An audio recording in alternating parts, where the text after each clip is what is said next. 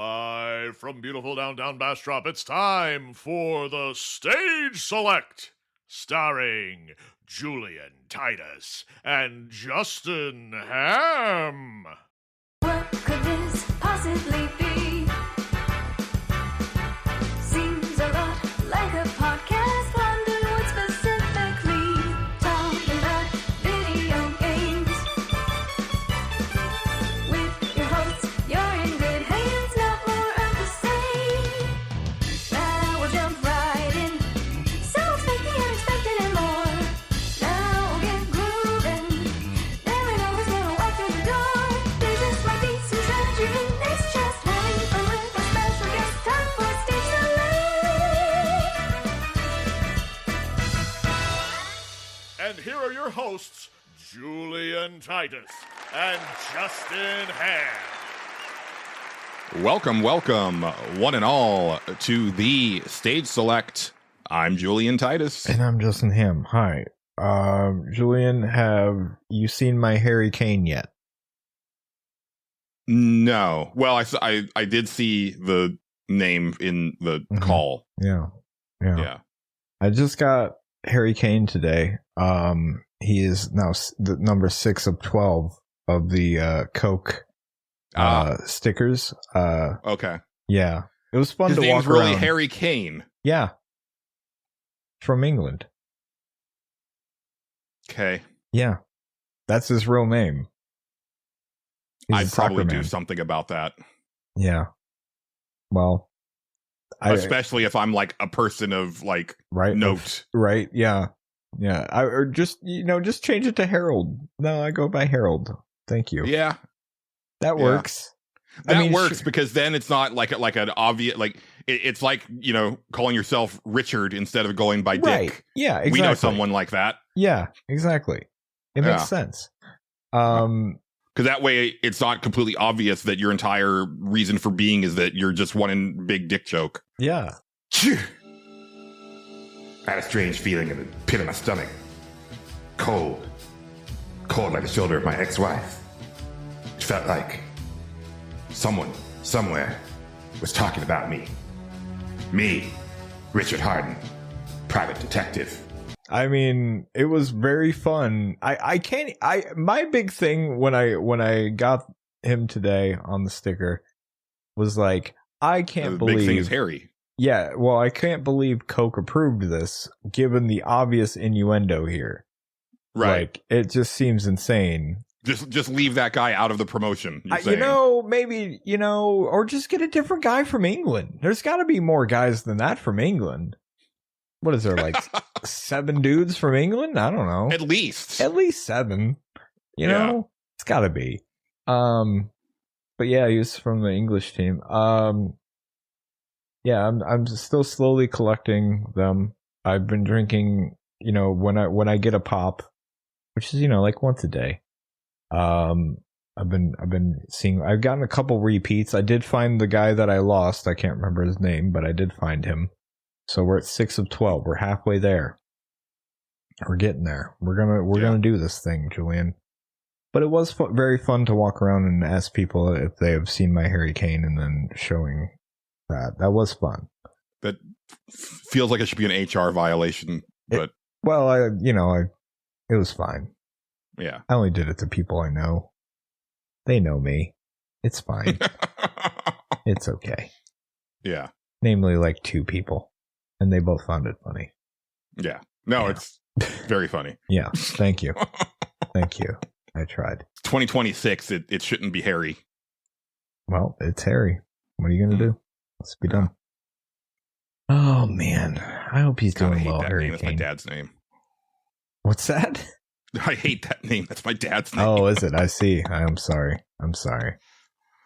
Well, what are you going to do? Yeah. Yeah.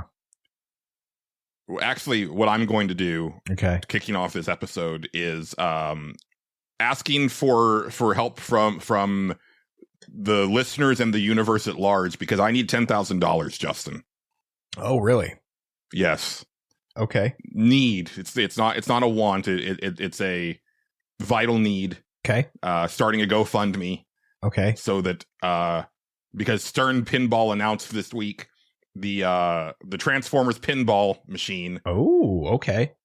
And it has like, you know, custom voice work from Peter Cullen and Frank Welker, and like the original voice of Grimlock. That's pretty dope. Yeah, it's got this animatronic Megatron that fires the balls out of his fusion cannon. Damn it. Soundwave that ejects the ball out of his chest. That's really cool, man. It's really fucking cool, Justin. So Lonnie is he is both a big pinball fan and a big Transformers fan. I've never wanted a pinball machine until now. Yeah, he doesn't have his own pinball machine. Like he buys like the video games and then plays pinball video games like on his Switch at work during his breaks. That's his like hobby now. Like that's a thing that he does. Mm-hmm. And he is constantly hustling new ways to buy more pinball tables and whatever the hell forum you do that. And I feel if he learns this, he will explode. Yeah. No, I get it. Phoebe, the Let's Play Princess, had she clued me in on it initially, but what she sent me was just like this weird teaser trailer of them announcing that it was basically an announcement of announcement, because all it was here's the announcer from the Transformers cartoon telling you basically the plot of the Transformers cartoon. Is it the dude with the really cool voice? Yeah. Okay, perfect. And then it was like, hey, Transformers pinball, and they didn't show the cabinet or anything of it, and I was like, what a weird trailer. And then like a few days later, they showed the actual thing. I'm gonna put it here in the chat for you to check out later, because it's like a 5-minute long look at it. Okay, yeah. It's rad. There's like 3 different versions of it, and I was like, I bet the one that I want is $10,000. And then sure enough, the one that I want is $10,000. Yeah. Yeah, wow. You know, I think all of us at one time or another have flirted with the idea of owning an arcade cabinet or something like that. Yeah, for sure. Giant Bomb kind of shook me of that desire, because I remember when Jeff Gerstmann and Ryan Davis both bought arcade machines, and they were like, don't buy an arcade machine, because they were just complaining about like having to move it, having to like do maintenance on it, all like all that stuff. I was like, yeah, that does sound like kind of a pain. It does. But somehow they acquired more arcade machines because they both had illnesses. Mm-hmm. Yeah, that's what you do. But also, I can't in good conscience ask y'all for $10,000, because I actually just received a huge donation from Super Champion Dennis Robertson today. Oh, really?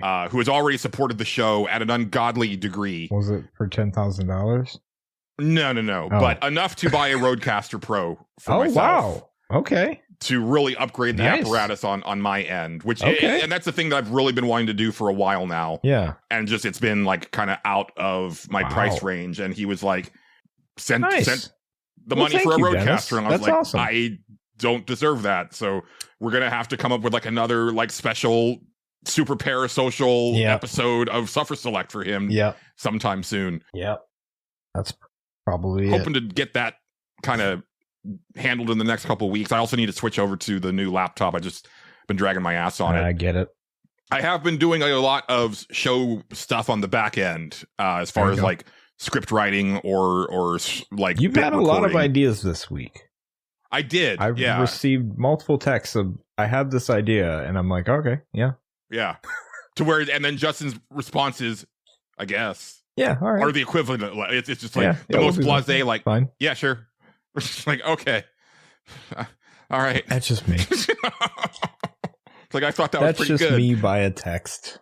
I don't know. The thing about Justin that I don't think he's aware of is that Justin actually uses periods to end sentences in text, and it makes it sound just like the most perfunctory like response to anything. Listen, I can't stand people that don't use fucking punctuation when they text. I mean, it's fine if you don't. I'm just kidding. This is hyperbole. But like it's a personal thing. Everybody else in the world doesn't have to use punctuation. I get it. I am going to put commas and periods. You are going to read this like I put commas and I put punctuation if I'm typing like multiple lines. Yeah. or texting multiple lines, or Sure. in Discord, or on like Blue Sky. But the final line, I just leave. Yeah. Unless it's like a question mark, or it's supposed to be an exclamatory. There's time. Like the period button is right next to the space bar. You can just press that. It takes 0.2 seconds. I know it's a conscious decision. I understand. I get it. But I feel that the period in the age of texting and social media posting has become too formal. Yeah, I know, and I prefer to remain formal. This is why I'm not on social media anymore. It's fantastic. Oh yeah. Before we get into the meat of the show, which honestly isn't a lot of meat, I'm not gonna lie. I'm sorry. Just wanted to take a few minutes to say a fond and tearful goodbye to The Late Show with Stephen Colbert. Oh, yeah. Because yesterday, as we're recording this, was the final episode of The Late Show. You can, or Paramount can say whatever they want about, the show was not making money or whatever like that. It was the number one show in the late night format, and it had been for years. Yeah. It seems pretty obvious what was going on there, especially considering that the same thing almost happened to Jimmy Kimmel last year. Yep. Which is kowtowing to the almighty 47 in just the most cowardly, mealy-mouthed way possible. And I really feel that we've lost like a titan of not only like the late night format, but just a much needed respite from the fuckery that goes on in the world on a daily basis. Watching Steven's monologue is like a nightly ritual for me. It's like a thing that I do before I go to bed. Like I get on YouTube and I watch Steven's monologue, and I watch A Closer Look with Seth Meyers if he's done one that night, because he doesn't do those every time. So, but anytime that A Closer Look goes up, like that's like a instant watch for me. Sure. And yeah, it really sucks, man. And I was a little bit disappointed that I think it's just because Stephen Colbert is just like such a man among men, but he went out like with grace and dignity. And I was hoping that he would go out the way Conan O'Brien went out when he was ousted from the Tonight Show, where he just went motherfucking scorched earth in the last 2 months of that show, just doing the most unhinged shit, spending as much of the budget as he possibly could. He's like, "What are they gonna do? Fire me?" Like he literally said that like on the air. And I was like, oh man, I really wish that like Steven had just like spilled the tea, but he's too nice of a human being for that. Sure, yeah. Hopefully he gets like a lot of much needed rest and then moves on to something else. I'm sure. I imagine he'll be around some capacity. Yeah, absolutely. Yeah. I would love for him to get something along the lines of what John Oliver gets to do with Last Week Tonight, because Last Week Tonight is also like a big that's a good one. Savior of my sanity. Yeah. Yeah. That's also a good one. Yeah. But just pouring one out for The Late Show. And yeah. You know, I watched the clips on YouTube because I don't have access to over-the-air TV. There was like an extended version of his interview with Jon Stewart from like, I think, the next before last episode, which was like a very excellent conversation, very fun. Those guys are always great together. I mean, because I've been watching them together since like they started on the Daily Show. So like, me too. I remember the old Daily Show bits with those guys. So man. Yeah. Even Stevens with Stephen Colbert and Steve Carell is like one of the best bits. Yeah. I agree. You just made me vomit in my own mouth. What's the weather like up your own ass? Tonight's topic, Islam versus Christianity. Which is right? Islam. Christianity. Islam! There is no God but Allah, and Muhammad is his prophet. Stephen? Steve, this debate is about religion. Let's discuss it rationally. Now, think about it. If you were God, would you manifest your divine glory to a shepherd in a cave in Saudi Arabia in the 7th century? Or as the son of a carpenter in a manger in Judea in the year 0? Come on, use your mind. Julian, before we move on to the meat of the episode, I would like to put I remembered something that I would like to put out a call to our listeners for. I'm considering, okay, every time I go to buy cigarettes, so I moved obviously, so I don't buy cigarettes at a gas station anymore. I go to a special like tobacco shop now. Ooh. Yeah, I know.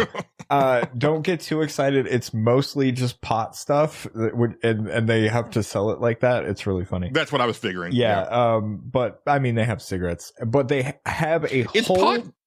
Is pot legal in Ohio? Yes, it is. That's crazy. Yeah. Because like Ohio is Texas Junior. Yes, and I know that it's never going to be legalized here. Yeah, what happened with that was there's enough stoners here to where somehow they got it on the ballot to be voted on, and people voted it in, because even people of that ilk were still like, I do like to smoke pot, so let's go ahead and do that. Yeah. Anyway, it doesn't matter. You can't buy pot there. Like, you have to go to a special place for it. I don't even know where to get it at because I don't really do that shit. Right. But in this specialized tobacco store, there is a whole room full of cigar stuff. And I'm intrigued by it. Here we go. Yeah. You need to hit up Rob O'Tone. Oh, okay. Rob is a staunch cigar aficionado. I was going to say, if anybody out there is, and this was my call, if anybody out there is listening, what do I need to do and how do I start? Because I'm kind of intrigued by it. It's not Dennis Robertson feels like he's a mad cigar guy too. He just seems like a classy motherfucker that probably enjoys one from time to time. What's a good brand? Because there's so many, like, it's a whole room, like it's a whole like glass room, and I'm like, okay, like they have this thing like temperature controlled in the whole 9 yards. This is cool. I want to be a part of that. I want to be going in that glass room, but I want to know what I'm looking at, because I don't want to just start going, I don't know, let's buy this one, because they're not like cheap, which is what I mean, that's fine. Because they're more of like a, this is more of a meditative, like the way I always see them consumed is, this is like a maybe once a week indulgence type of thing, and you plan around it. yeah. I'm also really inspired by my across the street neighbor, who I think he has to be like in his 80s. And he's outside doing his yard work with a cigar in his mouth and on his walker. And I'm just like, this is how I want to be when I get older. That's what I want to do. I just want to be this guy. He's fucking rad. That sounds like a dude who lived the bulk of his life in Jersey, if you get my drift. It's possible. He's just out there. He's so, I think he's the greatest. He's just out there. He's like got his walker. Or like if he's mowing the lawn, he's doing that. And he's just got his cigar. Like, I've watched him walk his dog, cigar in one hand, dog in the other, and the dog is like, it's not a small dog. It's like a husky, and it's like hyper. So it's just all over the place, and he's just reining it in, just walking down the street. I'm like, this guy's fucking awesome. That's what I have to do. I don't care for like smoking in general, but the aesthetics of cigars are pretty cool. They're great. Using the little thing to like cut off the tip and just kind of the look of someone smoking a cigar. And there's usually like a real thick billow to it and stuff like that. Oh yeah. That's where you get the good smoke rings and stuff going. That's how you do it. And I want to be. I'm thinking. I every time I look at this room, I'm like I was even telling Kim, I was like, maybe I should get into cigar smoking. She was like, "Are you gonna go buy a cigar when we get to this place?" I'm like, "No, I don't know what I'm doing, and I'm afraid they'll know." So, I'm afraid they'll know. Like I could ask, but it's like, I don't think they know. That's the thing. Like the people there are just like, this is a job. They probably know more about pot stuff than they do about cigars. Like this, probably, you know what I mean? Yeah, you like, got to go to a dedicated cigar right, shop, and this is not that. It's funny. I mean, you would think it is by the name of it. It's called Wild Bill's Tobacco, which is just hilarious. Oh no, I wouldn't associate that with cigars. Okay, fair enough. I don't know what I associated with. Apparently, it's got to be like Le Humidor, right? Or some, yeah, it's right. Got to right. sound upscale. We used to have a shop like that around here, but it disappeared pretty quickly because it wasn't popular enough. But yeah, I like they have all the cutters. They got really expensive like torch lighters you can buy. Mm-hmm. And I'm like, this is a scene. I want to get in on this. Yeah. Lonnie got to get one of those like little compact pistol lighters. Yeah, well, yeah, something like that, Yeah. Those were used to. I forgot to mention that I watched Return of the Pink Panther at a friend of the show, John Gholson's house. I'd only seen the first Pink Panther movie. Right. And they had a lot of really funny bits with the pistol style right lighter.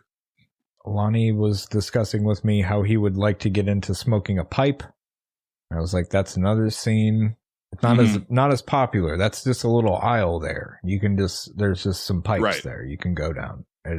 They're clearly these are tobacco pipes. These are not, right. They're not glass and trippy. That's not what these are. Got to smoke that long bottom leaf. Right. Yeah. It's a Lord of the Rings reference for people. Everybody always took it as that was pot. Yeah. Yeah. It is. Yeah. Yeah. But yeah, I want to get into cigars. I don't know. I'm thinking about it. But I don't know where to start. I need to know what I'm doing before I do it. Or else I'm going to look like a fucking amateur, and I can't have that. Right. I have to go back in that store. That's the thing, If I didn't, I'd be like, whatever. If you can hold on a few months, we do have Rob booked for an October show because he's that busy now. He's probably not listening to this. So what? No, he's not. That's what I'm saying. But yeah. Well, here's the thing. See, what I would like to do is people out there, you tell me what to do. And so I don't embarrass myself in front of him. And then I see. You want to have it primed and ready for when he's on. Yeah. See? I see. Yeah. Okay. Yeah, that'll be fun. Yeah. Yeah. I mean, maybe before then. You never know. Yeah. When I was working at Game Fellas in like the early years, I remember Jim, the assistant manager at the time, he's like 4 years older than me. So we're talking at this point, he's probably like 22 and I'm 18. Mm-hmm. And it was just he and I working like closing shift that night. And he was like, I think his girlfriend was out of town. He was like, I think tonight's a really good night to like settle in with a book and a cigar and a nice port. Mm-hmm. And I remember looking at him and being like, who are you? Yeah. And I'm like, and even thinking back now, it's like, what 22-year-old is like, I'm gonna like wind down with a book and a glass of port and a cigar tonight. Like, yeah. Yeah. But that was Jim. That's good. I like it. As I've said on Retailer Therapy, he was simultaneously the most mature and most immature person I had ever met. I had a friend who tried to get into that whole scene, and they did for a little bit. That was when the cigar shop was downtown or in where I live, and he was going there, and a man would roll his cigars for him, and he was getting in there, man. He was doing it. Yeah. Then I don't know. I haven't talked to him in a long time. I don't think he's doing that anymore, but you never know. Oh man, what an intriguing thing. Yeah, I feel that you are on the cusp of a world that you are not prepared to enter. I'm always on that cusp though, so it's fine. Yeah. Fair enough. Yeah.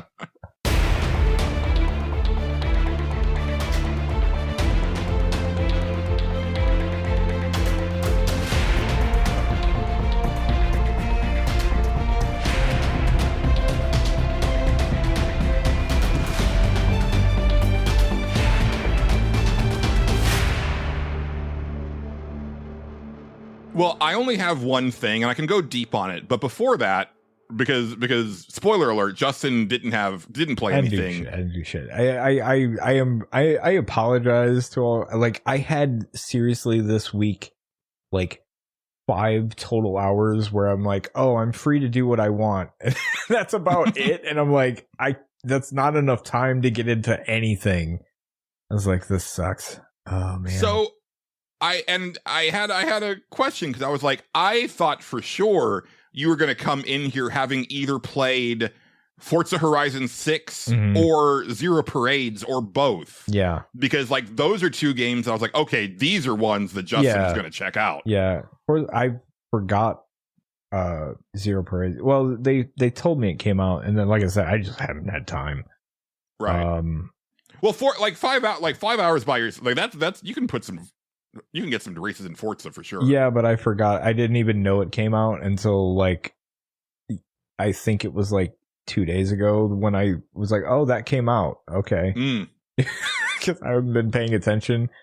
Yeah, I don't know. I played that one Forza game that wasn't Horizon, and it kind of soured me on Forza games for a little bit. I don't recall you playing Motorsport. Yeah, I played it. It wasn't very good. Was there a Motorsport that came out between this one and the previous Horizon? Yes, there was. It wasn't very good. Oh, I guess that one completely passed me by. It passed everyone by. It was pretty lame. It was a really boring racing game. Yeah, it seems like Horizon is where it's at. Horizon's where it's at, for sure. And I liked the one that I played, but like, I don't know.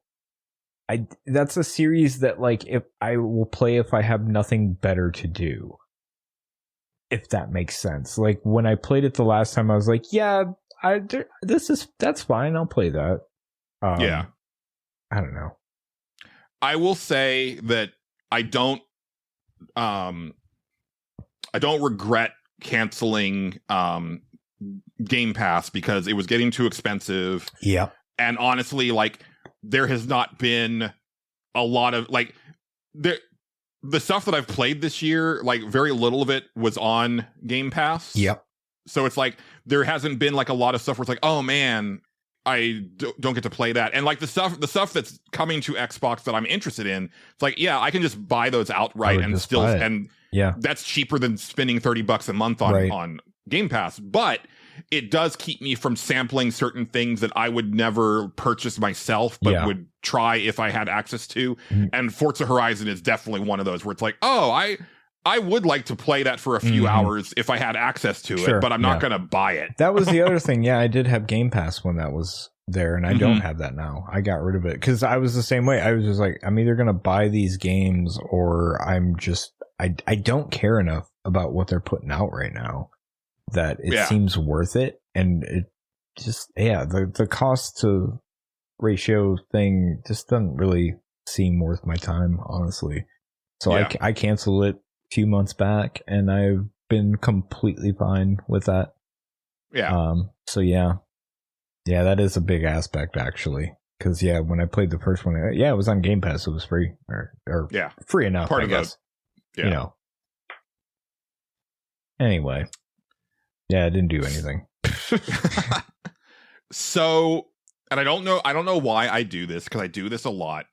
It was last Saturday night, and I'm talking 9. Okay. Sure. And, I was like, okay, I want to play something, and I was thinking about like going, because there's things that I need to finish I've been putting off. Like, I know that I'm like more than halfway done with Reloaded. It's not a very long game. I do want to finish it. I know that Legacy of Kane Ascension game is super short, even though it's apparently like my initial impression is correct in that apparently it's not very good, but I still need to know, and I still want to, I've beaten all the other games in the franchise, so I want to finish this one.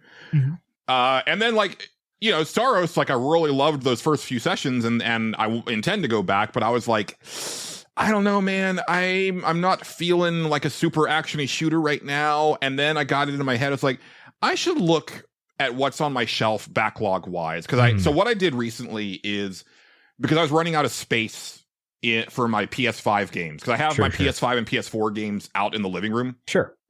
And I was like, I'm out of space. let me move all of the PS4 games that I have finished or decided that I don't want to continue playing into the game room, and that'll free up a bunch of space. And sure enough, it did. So now I've got like about 3 shelves of like PS4 games that I haven't gotten around to playing. So I was looking at that, and then I was like, and when I was doing that, it kind of came across like all of the Trails of Cold Steel games, because I've bought all of those to make sure that I have them on deck.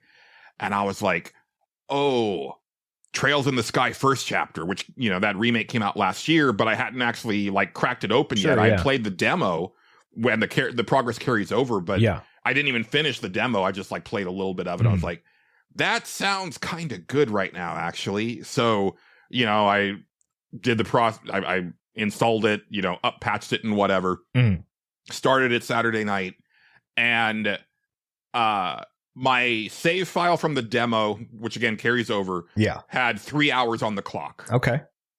I am now at 34 hours. Oh, nice. Yeah, you put some time in there. I no-lifed the fuck out of this game this week, Justin. It was a thing where it was like all I wanted to do. Like I think I ended up getting to bed almost at 2 a.m. that night.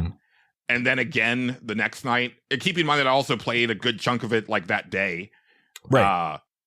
And then, basically every evening, like I've been putting 3 to 5 hours into it.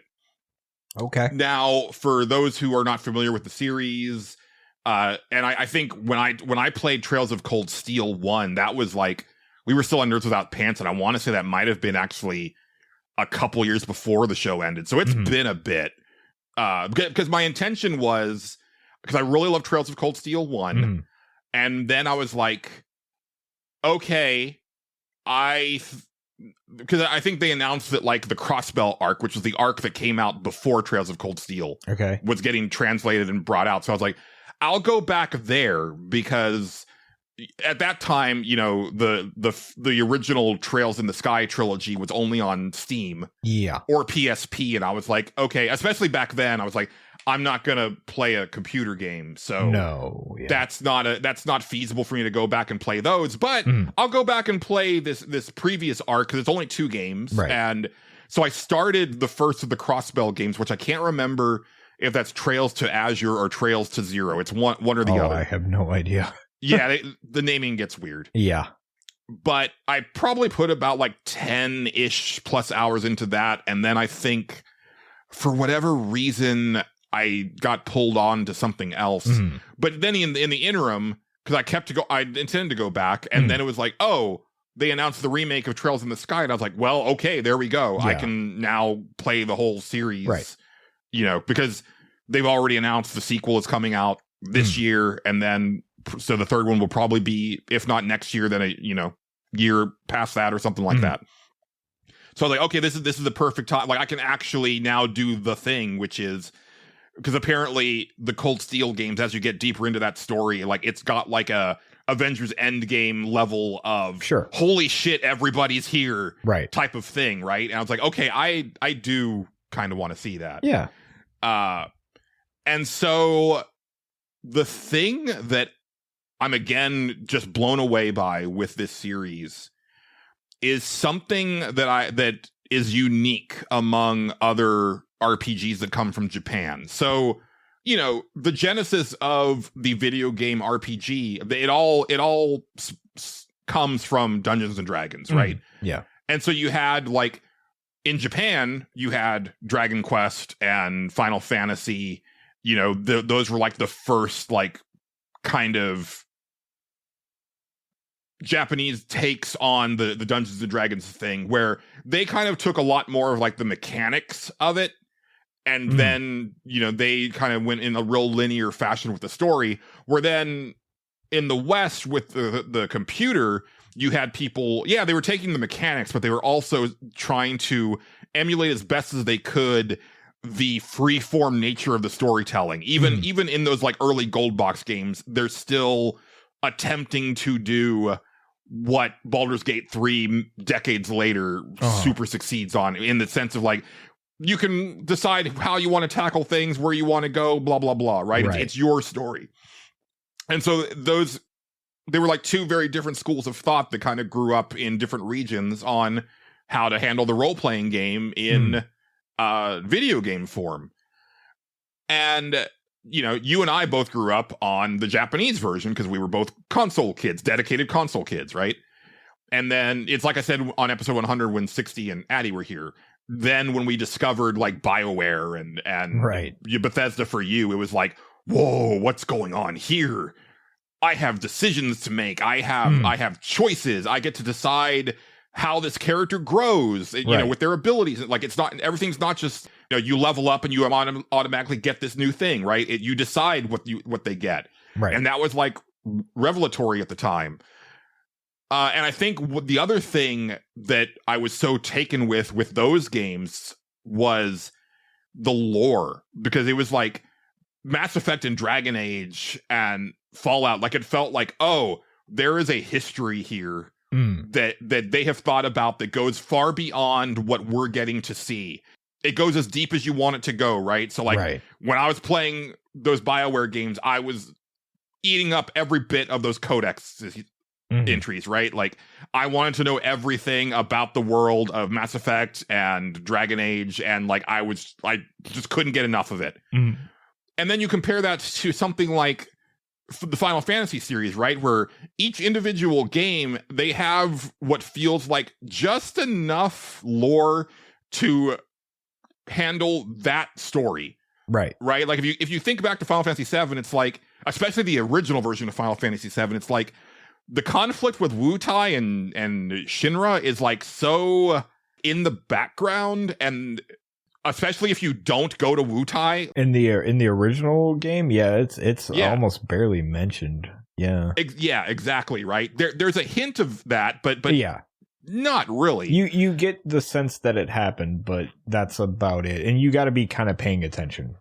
Yes, absolutely. Because I can 100% tell you that when I played it back in '97, I didn't catch that. Right. It was like years later. I was like, oh, there was a war. Like, yeah. Okay, I don't remember that. Yeah. The Trails series feels more akin to those Western-made games where it's this very well-realized world. All of these games are set in the same universe, right? Even if they're in different regions, everything feels very intentional and thought out. And so the overall like kind of setup, like the background setup, is it's a world that recently discovered a new technology. Spoiler alert, it's like based on like ancient technology of this precursor race that has fallen into legend. Stop me if you've heard this one before. Yeah. But it's basically like magical electricity. Okay. If that makes sense. So a lot of the world at this point in the story is kind of in that era of like from like the Industrial Revolution of America to like the post World War II like kind of technology boom, right?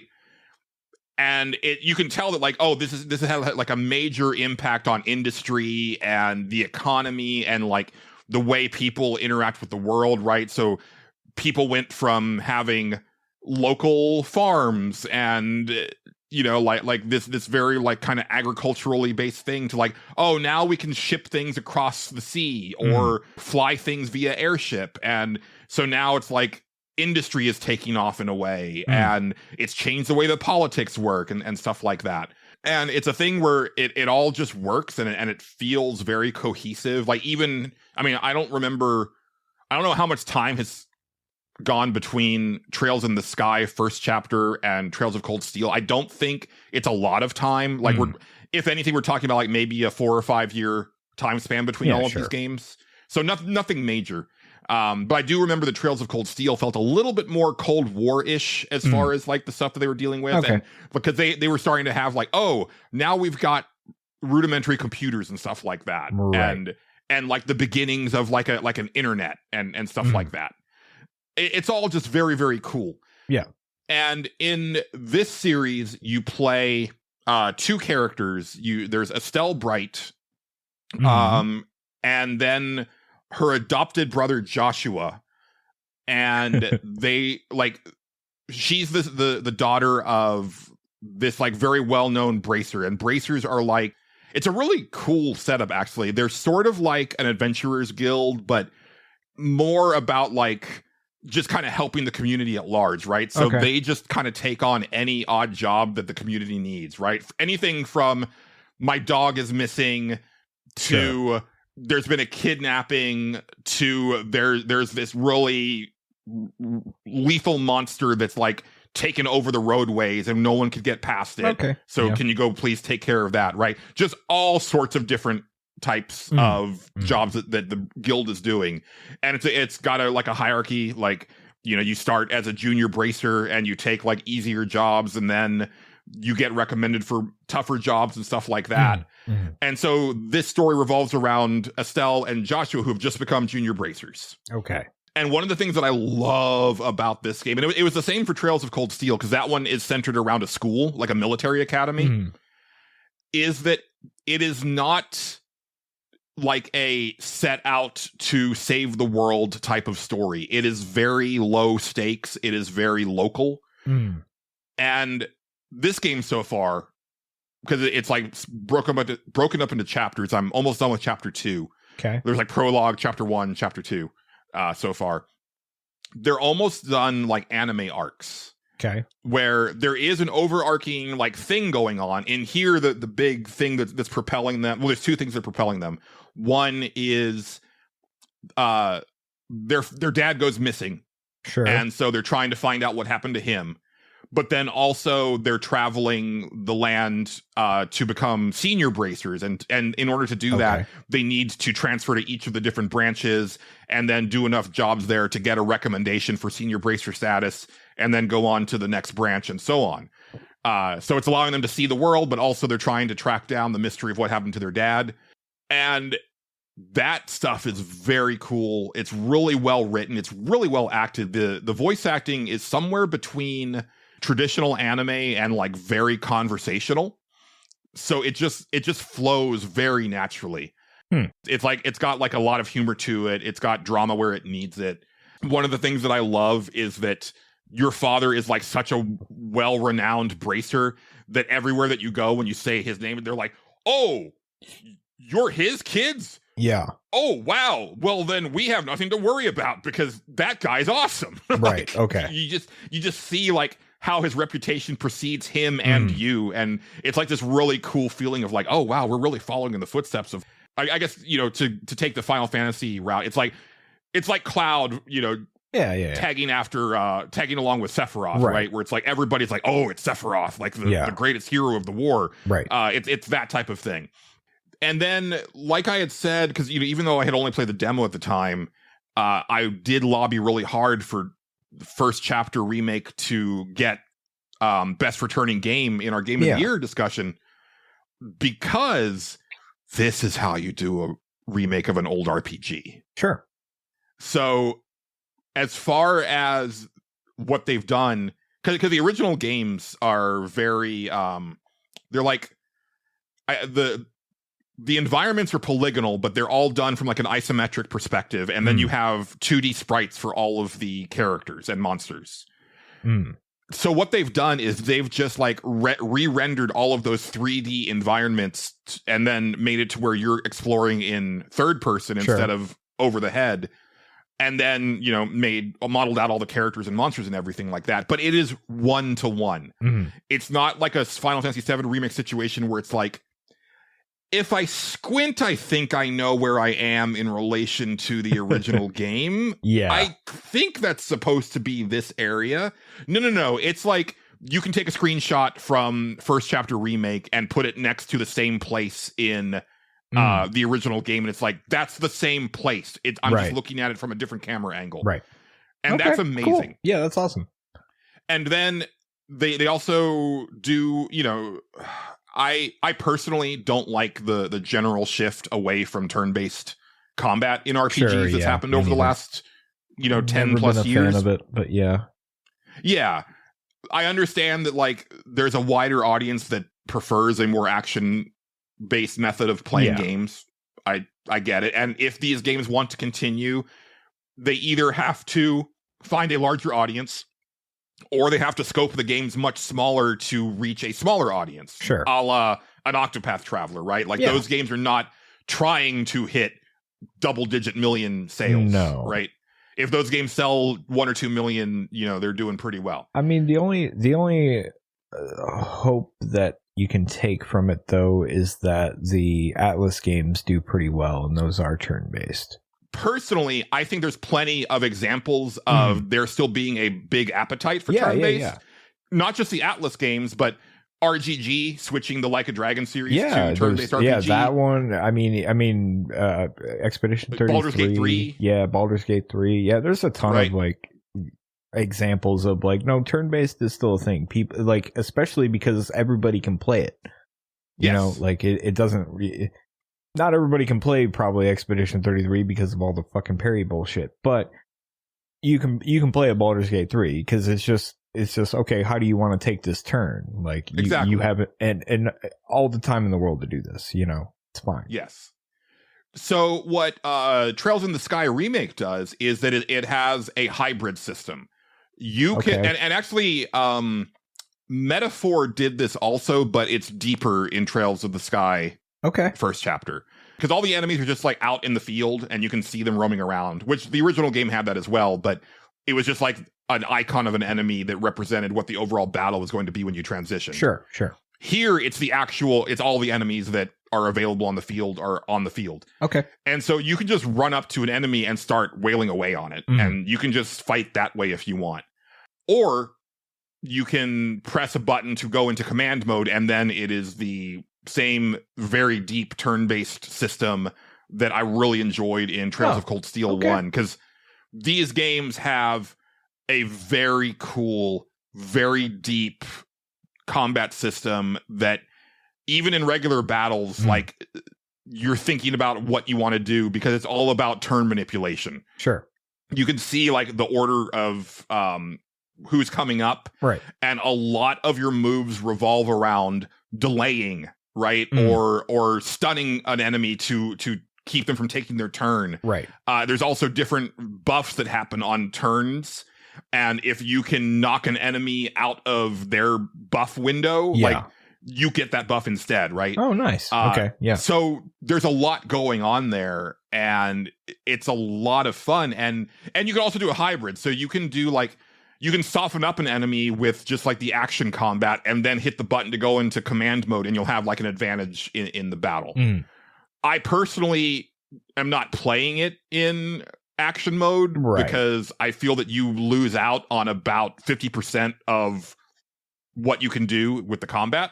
But it's there if you want it. And I think that's the way to go. I realize that the Final Fantasy VII Remake series allows you to do a approximation of a turn-based style, but it's presented in a way of oh, you're a baby that can't handle action games and you need help, a little whiny pissy baby. Here you go, whiny pissy baby. And it's no, I just really don't like the stagger system, y'all. That's really I really like the way the combat feels, especially in Rebirth. Sure. I just don't like having to put up with that stagger mechanic. Yeah, and I get it. To be fair, Trails has a stagger mechanic as well, but you're staggering like a motherfucker in this game. I've never vibed with the remake combat very well. It's fine. It's just not super my cup. I find it overwhelming. It's so much to fucking manage. Yeah. And I feel that with Rebirth, I got a decent handle on it because I didn't have a handle on it in Remake. I will fully admit that I played Remake wrong. Oh, sure. But at the same time, I would say that by the end of Rebirth, I had understood about maybe 60% of the combat system, and I'm hoping that I get to maybe about 85% by the time the third one comes out. Well, there you go. Yeah. Maybe I'll try to go back and replay them with the knowledge that I have. Probably not. Yeah. I mean, who knows? Who can say? I am just in love with this game. Nice. I've got a long weekend. It's Memorial Day weekend as we're recording this, and I took an extra day on top of that. Oh, so nice. I've got like 4 days ahead of me to just like, I mean, I got to edit the show obviously, Sure. but then I just want to continue to know life this. I might, James Bond First Light comes out on Tuesday, and I might like splurge and do the midnight unlock on Monday and just like play a shit ton of that, so I have something else to talk about next week. I do. I have been wanting to play that. That is the one I've been like, yeah, no, I really want to play that game. I don't know why. Yeah, same. Yeah. It sounds like it's doing everything that I was hoping it was going to do. Might be fun. Yeah. I'm trying to remember. I feel like I had more to say about Trails. But yeah, I'm just... Oh, yeah. So I did want to talk about the quality of life stuff that they've done for this remake, because one of the big hallmarks of this series, and I think it's one of the things that turned you off when I told you about Trails of Cold Steel, is it's very much a game about, yo, talk to all these NPCs. Right, yeah. And then go talk to these NPCs again. Yeah. And then go talk to them again. Right. It's not that they're crucial to the plot, but these games are populated with actual, like, all of the NPCs have names and they're characters, and they have relationships, and they have schedules. Yeah. Like, they're not moving around. They're not moving around in real time, a la like a Skyrim. Sure, yeah. But time does pass as you're completing quests, and they move around as, like, when those time changes happen, they move around the towns and stuff like that. And so it's really just about how much flavor you want in the series. And well, okay, to a point. In Trails of Cold Steel, there were definitely like side quests that would only unlock if you had been talking to certain NPCs the whole time, and then a quest would pop up because you had progressed their storyline far enough. Right. But here, it tells you when there's something different, as far as like, hey, there is now an exclamation mark over this person. You should probably go talk to them right now, because if you don't, you're going to miss out on this. Right. Which is very nice. Yeah. Because even as I am a person who loves to talk to NPCs. And the thing about these guys is they have like multiple lines of dialogue, and they show up on the map as dots. And the dots are yellow when they have new stuff to say, and then when you've exhausted their dialogue, they turn gray. Okay. So it lets you know whenever there's somebody that has new stuff to say. So as you're moving around, it's like, oh, time moved forward. Everybody has new shit to say now. Sure. Let me go talk to everybody. Yeah. And it's fun because like there are people that are traveling along the same lines as you, because like there's people that are on vacation, and so you get to see like, oh, they're touristing at this place right now. Like every day they're checking out like a different part of this city because that's part of the tour guide thing. Right, yeah. There's couples that are doing romantic stuff. There was this really fun, there's these two kids in the second town you go to where it's a boy and a girl. The boy wants to be a merchant, and the girl is just constantly hitting him with like just stone cold, I'm just hitting you with facts about your situation, my dude. Like, I'm not sugarcoating shit. It's like, you're bad at math. And it's like and he's just like, oh. And so you keep going to him, and he's like, well, what about this? And she's like, you're bad at that. Yeah. And then he's like, oh. And she's like, I'm just trying to tell, I'm just giving him some tough love. Like he needs to understand, like, blah, blah, blah. And then it's like, basically what ends up happening is he likes her, she likes him. And the final thing is like, I'm going to do the best that I can to become the man that's worthy of you. And she's like, ... Well, all right then. Well, there you go. Yeah. It's just like so cute to see like that type of stuff like unfold. Right. Like as you're progressing through the story, right? There was like this market district in the second town, and there's this new girl that's working at a crepe stand or something. There's a guy right next to it who's like, oh man, ever since that new girl showed up, like they've been doing really well. Like maybe I should try out the cakes. Right. And so then later he's like, those cakes are really good. I don't know what it is about them. And then like the more you talk to him, it's like, oh, you got a crush. And then you start to talk to her, and she's like, oh, my fiance is like, what? Like, I don't know where my fiance is. Like, he was supposed to come on the airship, but the airship's been like delayed. And it's like, oh man. And then you eventually rescue everybody that was on that delayed airship. And then the guy's like, oh man, she has a fiance. I'm still going to buy the cakes though. Right. And again, it's nothing that's plot critical but it adds so many dimensions to just the overall flavor of the world and the way that you interact with the people of it. And as bracers also, like, some of the quests kind of interact with each other and there's dialogue to support that. So if you've done this previous quest, when this other one comes up, there's already like a relationship there and you already know this person and stuff like that. All of that stuff is just interconnected super well, but I do really appreciate that the game is kind enough to let you know when those missable moments are popping up. Because one of the things about Cold Steel also was like, there were books to collect, and you know me and lore, right? Like, so I want to read the shit. But there were like certain people you had to talk to at very specific times that would give you one of those books. And I definitely missed a lot of that stuff because I just happened to miss someone at that critical moment. Right. Where here it's like, oh, there's a blue exclamation mark. I need to go talk to them. And then sure enough, they've got the book for me. Got a book. And it's like, oh, thank you. That's like, nice. That's so nice. That's good. Really appreciate that. Yeah, that's good. Yeah. But that's literally, no, I take that back. I did download the prologue demo for The Adventures of Elliot, the Millennium Tales or whatever. That kind of Zelda-style game from Square. Yes. But like I started it and I was like, this seems good. But Trails, though, this is time that I could be spending on Trails. Yeah. And that game doesn't come out until like the middle of June anyway. So I'll hop into that demo as it gets closer. Sure. There you go. Because again, the progress is going to carry over into the main game. Okay. I already have it pre-ordered. Yeah, there you go. I will say just quickly, and I think I might have mentioned this, the last demo came out. I do worry about the overall.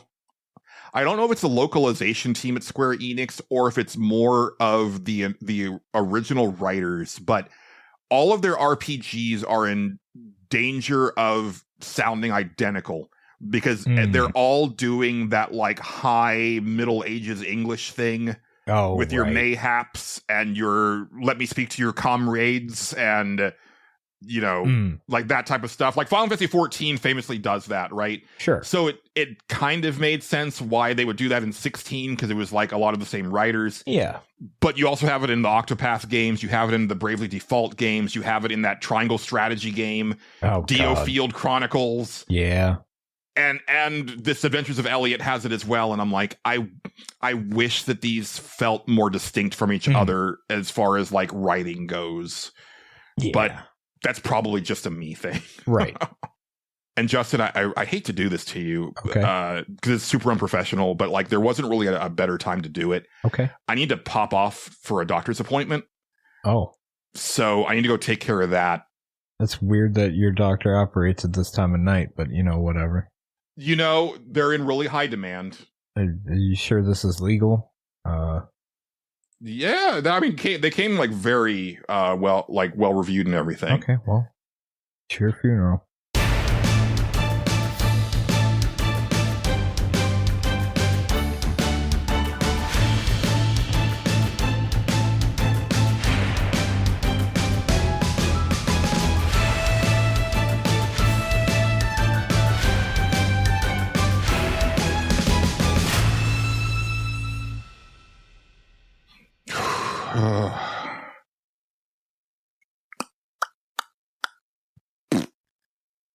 I hate this shit. Why is it you have to always be here like half an hour early, but the doctors can be here like half an hour late, and it's no problem? I just want to get this over with. Jeez. Hey there, I'm Dr. Thad Powers, but you can call me Dr. Powers. Only my friends call me Thad, and having friends is a sign of weakness. When a woman calls me Sir. Nice to meet you. Yeah. Nice to meet you, too. So, what brings you in today? Red light therapy? Testosterone injection? Bone smashing? No, nothing like that. Just needed a checkup, you know? haven't been to the doctor in a bit. I'm getting older, so, you know. Ah, right. Dick's not working. No. I mean, yeah, it's not, but I was just coming in for a checkup, you know, make sure I'm good. Yeah, all right. Well, let's take a look. You have dude wipes here. Yeah, so? Well, it's just, you know, it's funny. Special wipes for men only. It's silly. Proper sanitation is no laughing matter, especially for men. What do you want to smell like? Lilacs or some shit? I like lilacs. Oh, God. You do any axe throwing? Sorry? Axe throwing, you know, at a range? No axe throwing. Yeah, because I was going to say, you don't look like you've been axe throwing. Arms are flabby as hell. Look at these guns. You know how I got them? Axe throwing? Axe throwing. Yeah, it's good for men of a certain age. Ages like... Whoa! Ages like yours, Grandpa. Anyway, things look normal. Well, normal for someone like you. Oh. Okay, so that's it? Yeah, that's it. You know the drill. Eat better, sleep better, get some exercise. Take up axe throwing. Okay. Thanks, Dr. Powers. Don't mention it. Betty, send in the next guy. Thanks, doll. That's Betty, my assistant. She works for me. Also, I fuck her. Come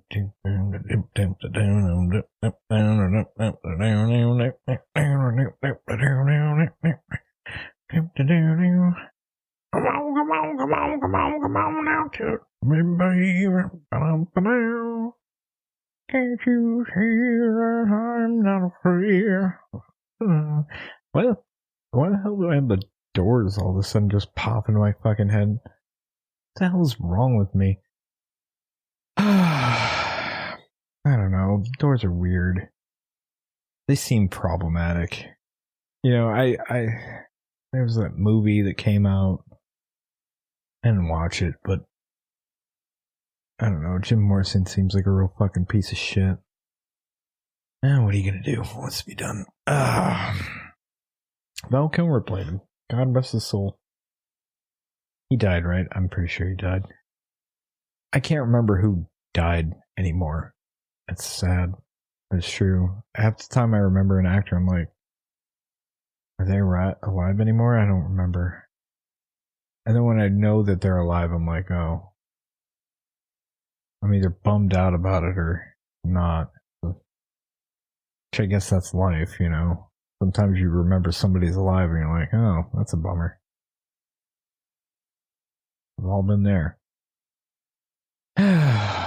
Anyway, what else have I been doing? Just, you know, random stuff. Been buying a bunch of video game books. I guess that's the thing I've been doing. There's a big sale on Amazon. If this gets left in the show, which probably won't. You never know. I don't know. But you can buy them. There's good video game art books out there. They're fun. And whimsical. Yeah. Learned a lot about looked at a lot of good Yoshitaka Amano art. It was good. Anyway, Hey, what's up? Julian's here now. Hi. Hi. Picked Hello. up some dude wipes. Put them in the break room in case you need some. Why would anybody need those? I don't know. I just felt like I should buy some. Okay. I mean, Sanitation's important, Justin. I'm not debating that.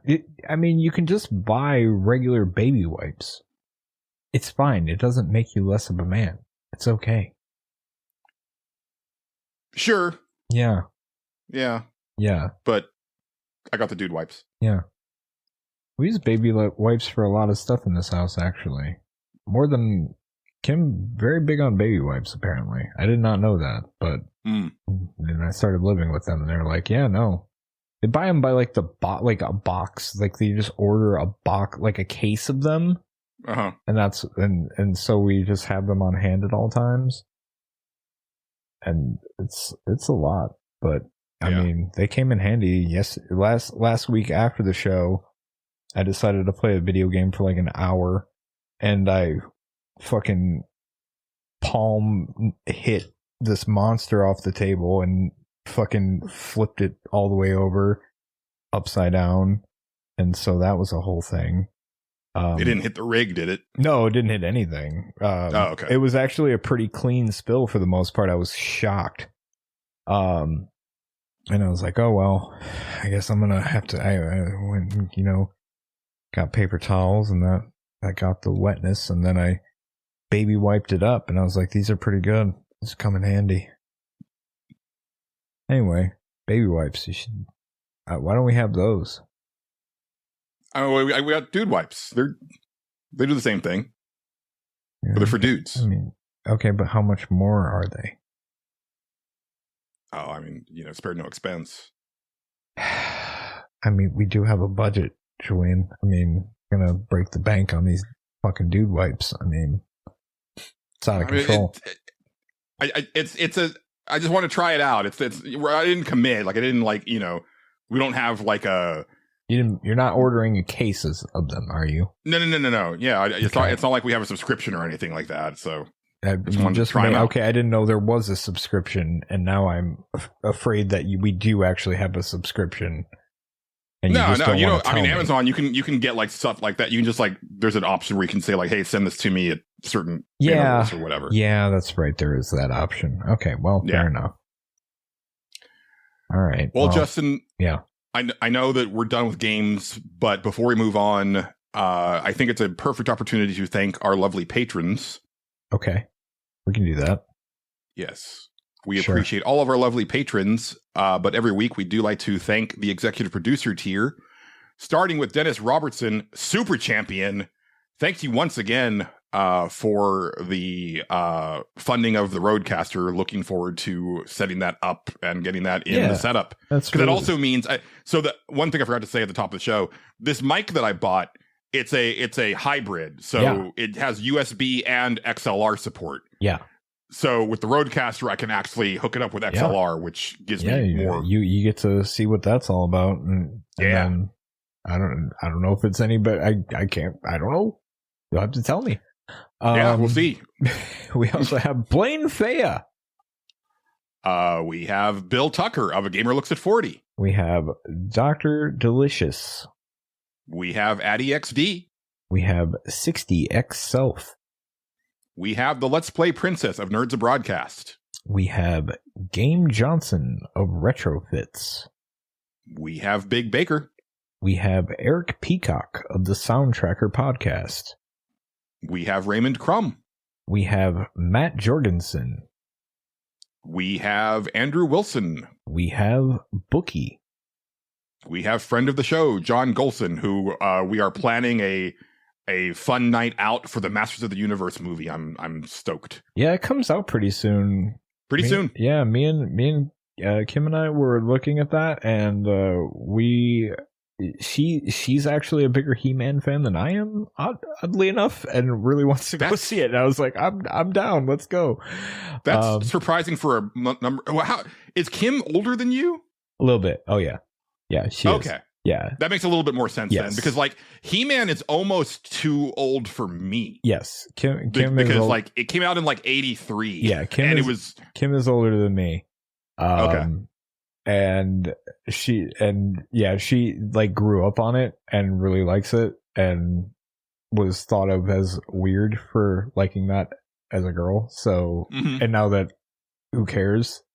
She's way back in. That's why we constantly have He-Man on the television for the dog. I don't know. Anyway, we also have David Portnov. We have Stephen Lobo. We have Xavier Krager. We have Exrian. We have Casey Curran. And last but not least, we have Philip PK Becker. Excellent. Thanks to everybody for supporting the show at the executive producer tier. It means a lot. All right. So, Justin, you did watch some movie films. I always do watch movies. At least I have that. At least I have something to talk about under my belt every week. This is the one thing keeping me afloat. At least I have that going. I have watched some movies. Let's see what to talk about first. We'll just go in order. I watched Greenland, the movie Greenland, not the country Greenland that certain people are oddly obsessed with. Until they're not. Until it just until they goes feel away. that has distracted people enough from the Epstein stuff, and then they move on to the next thing. And then they're not. Yeah, exactly. Anyway, I watched the movie Greenland.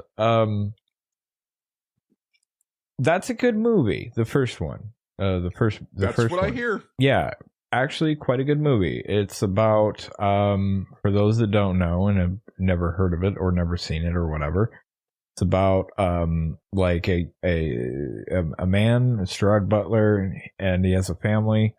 It's the one girl from Firefly. I always forget her name. Morena Baccarin. Thank you. Because she was in a movie that I watched last week. I know. As soon as she came on, I was like, we just talked about her. Yeah. I really like that she's been getting work because like there was a while there where she wasn't really in a lot of stuff, and then lately she's been getting like a lot of stuff. Yeah. Yeah, she's in it, and I think as of notable people, I think that might be it. No, the one guy is kind of, I don't know. It's got people in it. Anyway, who cares?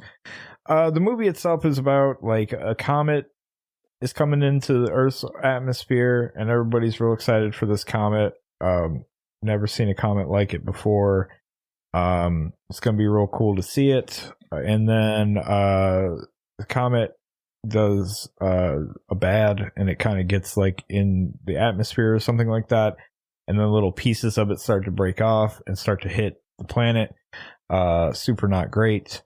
And then it slowly is like, oh, this is really, really not good. Like really bad. This is gonna fuck up everything. And Gerard Butler basically gets like a secret like phone call from Homeland Security, like, you and your family can come to this secret bunker base.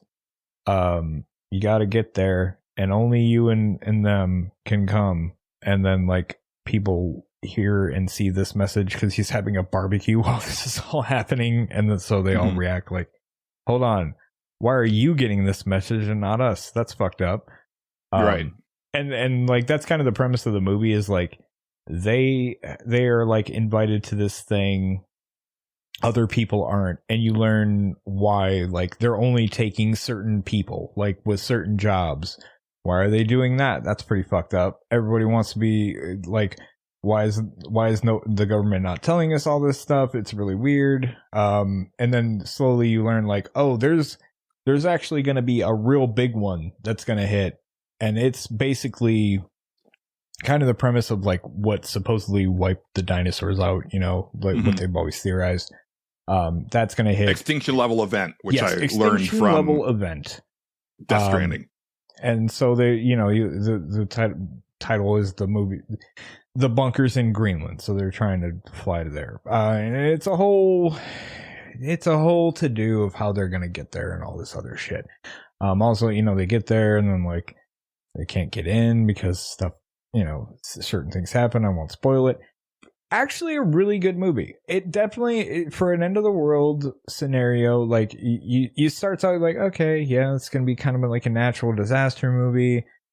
It's more like, yeah, people are doing fucked up shit because it's the end of the world, but also like there's oddly a lot of like hope in it as well. Like there's a lot of like, sure, bad things happen, but then there's like other good people that always kind of rise up and do things very selflessly. And I'm like, I actually really liked that aspect. It wasn't like I watched The Road recently. Nothing good happens in The Road. Everybody's a piece of shit in that movie.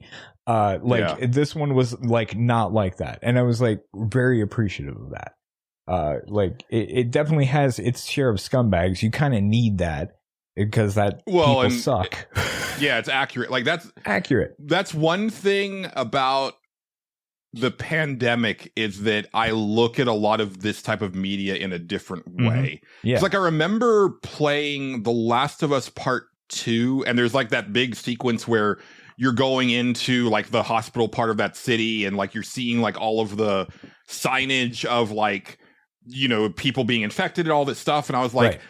I don't think that this stuff would have been put together in this shorter period of time. Then I remember like going to get my first vaccine, and it was like set up in this like, you know, big tent thing Right. around a school. And I was like, oh shit. Yeah. It actually does happen that fast, Yep. right? Yeah. And but then also it's like there's other things where it's like, and then the people banded together to unite against it. No, they didn't. No, they didn't. Because Yeah. like I definitely came out of that with like a lot less hope than I had before. Yeah. But Yeah. at the same time, right? Right. I still have fond memories of like when people would go out on their balconies and Mm-hmm.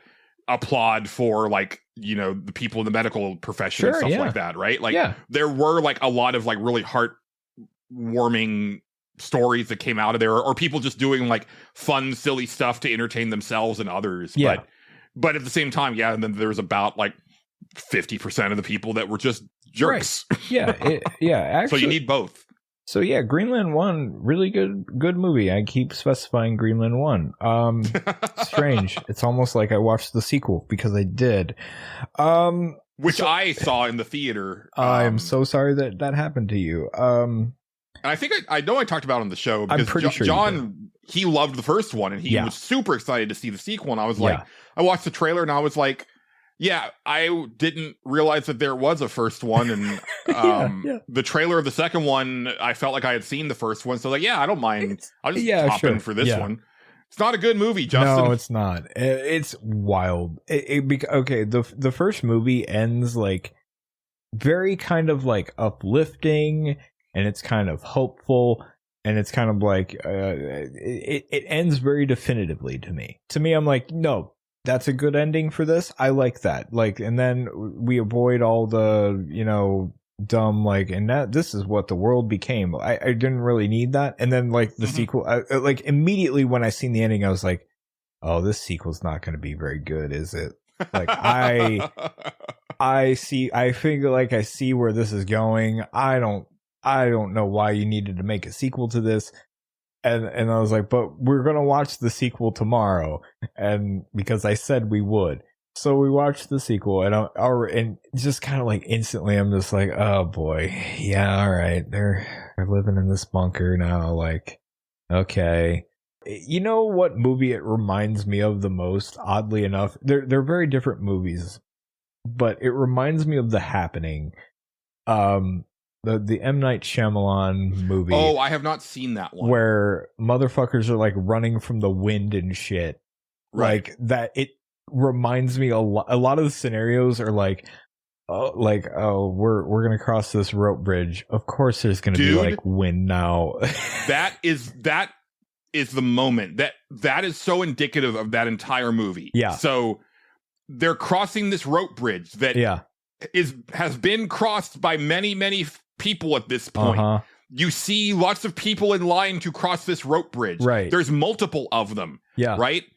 The plot family crosses the rope bridge. The instant that they make it across the rope bridge, it gets obliterated and takes a whole bunch of people out with it. The other rope bridge goes as well. All like the rocks start tumbling, like people fall from so like the other bad. cliffside. Also, like the aesthetic, like okay, so like I described the plot of the first movie. These comets hit, they fucked everything up. Big extinction level event, right? And like there's just shit like that just doesn't make sense to me. Like there's certain parts of like, because this fucking comet in the first movie is like it's gonna land near I think it was like near Europe or something like that, and like they say like it is going to wipe out all of Europe. Like Europe is going to be erased. This is it for Europe. No more Europe. And then like I'm like, and they're in Europe now. It's like, oh, the English Channel dried up. Like, and then this other place is flooded. I'm like, what? Like, what the? You're just making this up as you go for interesting set pieces. Fuck you. This sucks. But the big thing for me was that everywhere that they went, because it's plot armor the movie, right? They come through just fine. Yeah. But everybody else around them, it's like all this shit is happening. And it's like, why just now? Like, Yeah. it seems like this has been a going thing for a while, and it's like y'all rolled in, and all of a sudden everything just went to shit. Yeah, and it's setting the movie that the thing I think they were trying to hinge it on was how much you care about Gerard Butler's character at the end. Mhm. And it's like, I like his character, but I don't really care that much about him. Though, like, the events of the first movie are much more interesting than him as a character, really. Right. And I get that. And like, they're hinging it on like, no, you really care about him though, and he's a real big family man. I'm like, he's not a bad character, don't get me wrong, but like, it's this. I don't really care that fucking much that like you're gonna do this apparently big dramatic thing and we're gonna move on for it. Like, it's I don't know. I think was also look, I'm one of those weirdos who liked The Last of Us 2 Sure, yeah. more than the first game. As far as the story, I think the reason why I connected with it more than other people is that they really want you to care about Ellie and Joel, and I don't. Mm-hmm. And so I wasn't affected by that. I was just like, okay, yeah, this is a shitty story about shitty people, like just across the board. Like, everybody in this game sucks, Right. And I can get, like, I understand that, like, Yeah. and I can move forward with that. Sure. Where other people were like so emotionally invested in those characters from the first game that they didn't like the way they were portrayed in the second. I'm just like, I mean, to me, they sucked in the first game too, so it's fine. yeah. It's bury the road. But yeah, Greenland 2, just pretend it doesn't exist is my advice. Just pretend it doesn't exist. It's sequel, the most unnecessary sequel I think I've just because a movie made money, doesn't mean you need to make another one. It's 1,000%. Yeah, doesn't need to happen all the time. If you enjoyed Greenland 1, though, based on the way you described it and everything, I know you're not a big like TV watcher, sure, but I mentioned it when I watched it, but I would recommend Paradise on Hulu. Oh yeah, okay, yeah, because I think you'll get a lot of the same satisfaction out of it that you got out of Greenland 1. Yeah. Let's see, what else did I watch? Oh, I watched a movie called The Watchers. You don't need to watch that movie either. It's M. Night Shyamalan's daughter who directed it. Haven't heard of this at all. Yeah, it's kind of interesting. I don't really recommend it. It has something that I feel would drive you insane specifically. Because they're okay. The concept of the movie is it's set in like I want to say Ireland, and it's okay. Real quick, yeah. Is the thing that would annoy me specifically CG monsters with really gaping mouths? Because that's the first picture that popped up. No, but that probably would too, actually. But you really don't see that much of the monsters in this movie until like kind of toward the end. It's more like like a mystery for a while what they look like. Anyway, no, it's so like I said, it's set in Ireland. It has, who is it? Dakota Fanning, isn't it? Something like that. And she gets like lost in these woods or whatever. Like she's supposed to like take this cross Ireland trip to drop off a bird, and she gets kind of like you do randomly into these like woods or whatever, and these woods are magic woods. Gotta watch out for those magic fucking woods, man. That's a whole thing, or forest or whatever the hell it is. One thing that I do like about the Irish is that no matter who you are as an Irish person, no matter how scientific you are, the one thing I know about the Irish is that you do not fuck with the Fae. Yeah, like you don't risk it. And to be fair, this movie is very much about that, and I like that aspect of it because it's like, I was wondering when I heard it was like M. Night Shyamalan's daughter. I forgot her name. doing it. I was like, okay, is she gonna like make movies more in his style, and it's gonna be like all hinging on some sort of twist or anything like something like that? No, it isn't that, and I That's good. Very highly respected that. Yeah. They're very much trying to do their own thing. The thing that drives me absolutely fucking nuts in this movie, Julian, and I feel like is laser targeted at you, is it is a movie where the character, like, they're in this situation. So, like I said, they're in these magic woods, and there's these creatures called the Watchers or whatever. That's what they call them. Mm-hmm. And they're in. They must never interfere. Basically, yes. And they're in these. They're in a house, and basically, like, the house has like glass in the front. And every like night they come and like just kind of watch these people in this house or whatever. But they can't leave the house. They can't go out at night. There's all these fucking rules. And this one lady knows every fucking rule and everything about it. And no one in the fucking entire movie, there's like 3 other people in this house with her, is asking her any fucking sort of questions ever. They're just sitting there like, she knows everything. Okay, we can't go over here. We have to be back by this night. They're gonna come over here if we go beyond this point. These don't ever go in there. Blah blah blah. No one is ever asking her any questions of, hey, how the fuck do you know all this? Why? Like, no one is asking these questions. And like, it's and there's a whole thing around it as to why like the movie falls apart the second somebody starts to do that. But like, yeah, it's like the first thing you would think of is like, okay, ma'am, I just need to stop everything while it's daytime and safe or whatever. How do you know all this? Like, seriously, like what's going on here? Because you know everything. And you know, like, because that does super annoy me, but it's a thing that has only happened to me recently, and it was actually from listening to No One Can Know About This, right?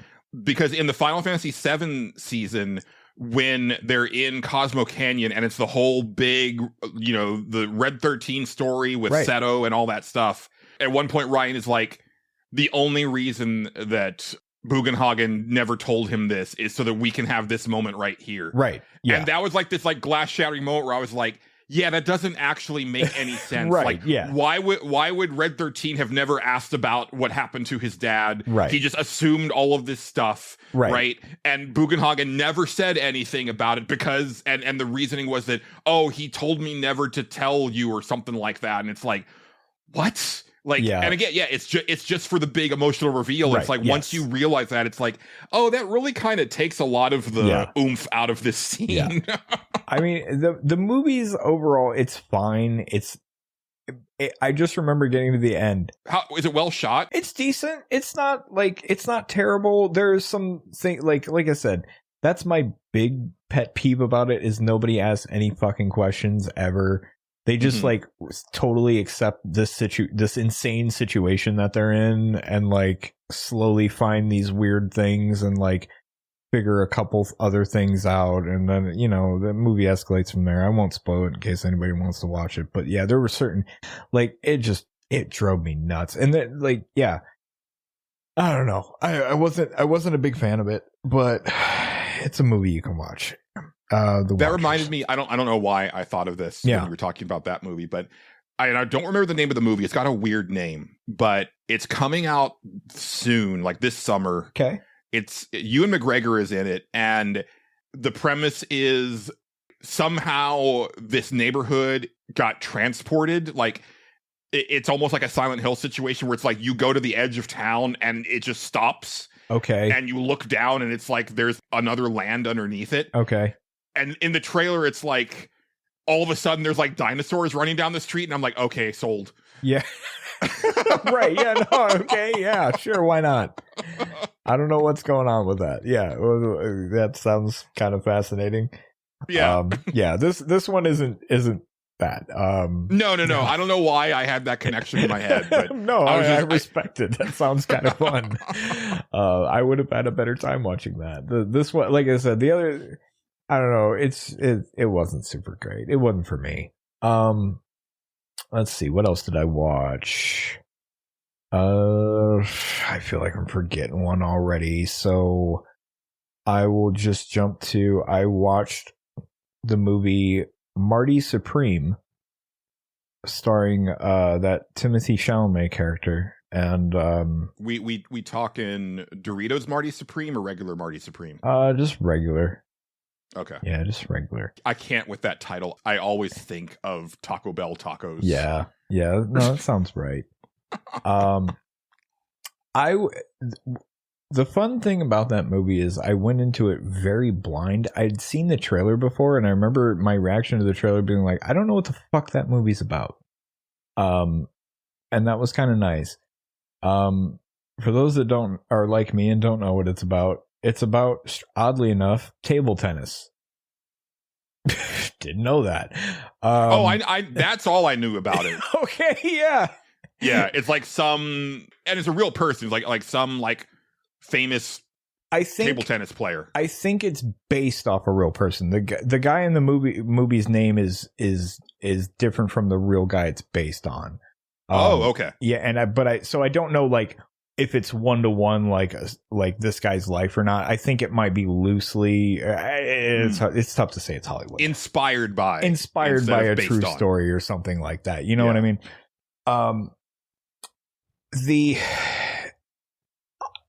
That's actually a pretty good movie, I have to say. I've heard excellent things from it. It didn't interest me in the slightest. I know John told me, he was like, this is one of those movies where in 10 years, there's going to be certain guys who they say it's their favorite movie and you're going to have to side eye them because you don't know if they get it or not. Sort of like Fight Club. Very much so. I 100% agree with him. Because my not to spoil the movie, but I could definitely see how somebody would read that the character the wrong way, because the premise of the movie is dude's a piece of shit.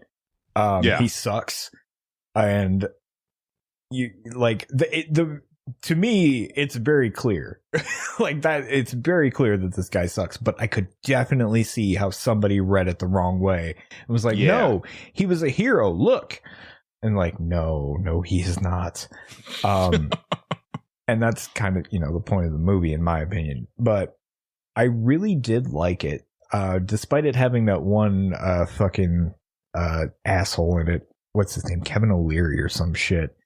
The guy from Shark Tank who's on fucking Fox News. Oh, that schmuck. Yeah, he's in that movie. Yeah, I didn't know that going in. And I was like, oh, this guy's in this. To be fair, he plays a fucking piece of shit asshole anyway, so... I mean, that's all he can do. It wasn't a stretch. So, yeah.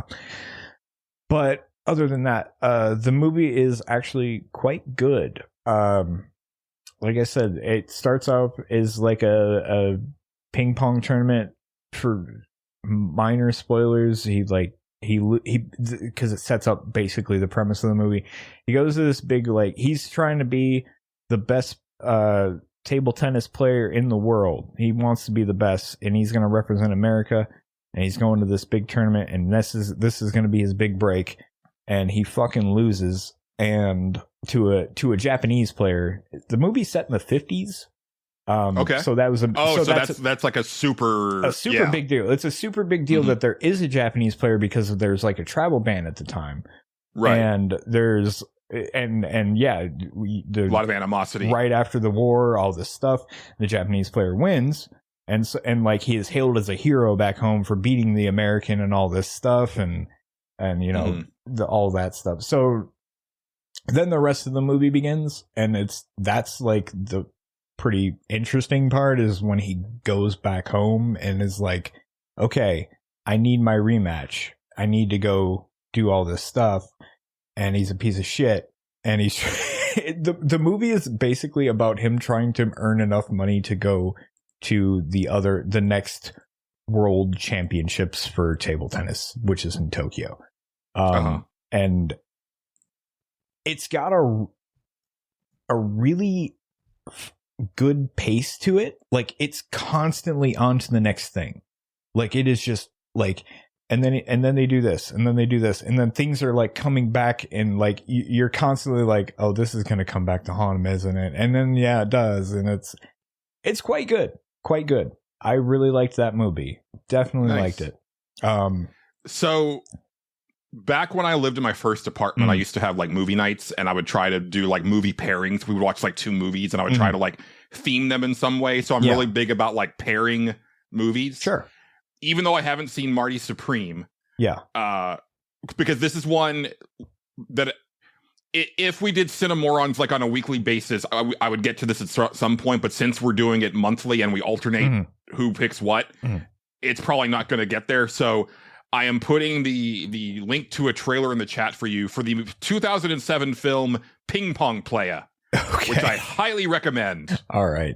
It is excellent. And I think it would be a fun like accompaniment to Marty Supreme. Yeah, I wouldn't doubt it.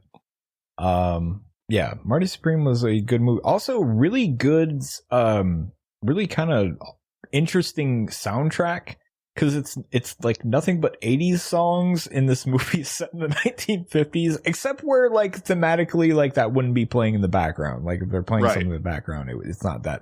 But like a lot of the score stuff is like, here's this song from the 80s, and it's kind of neat.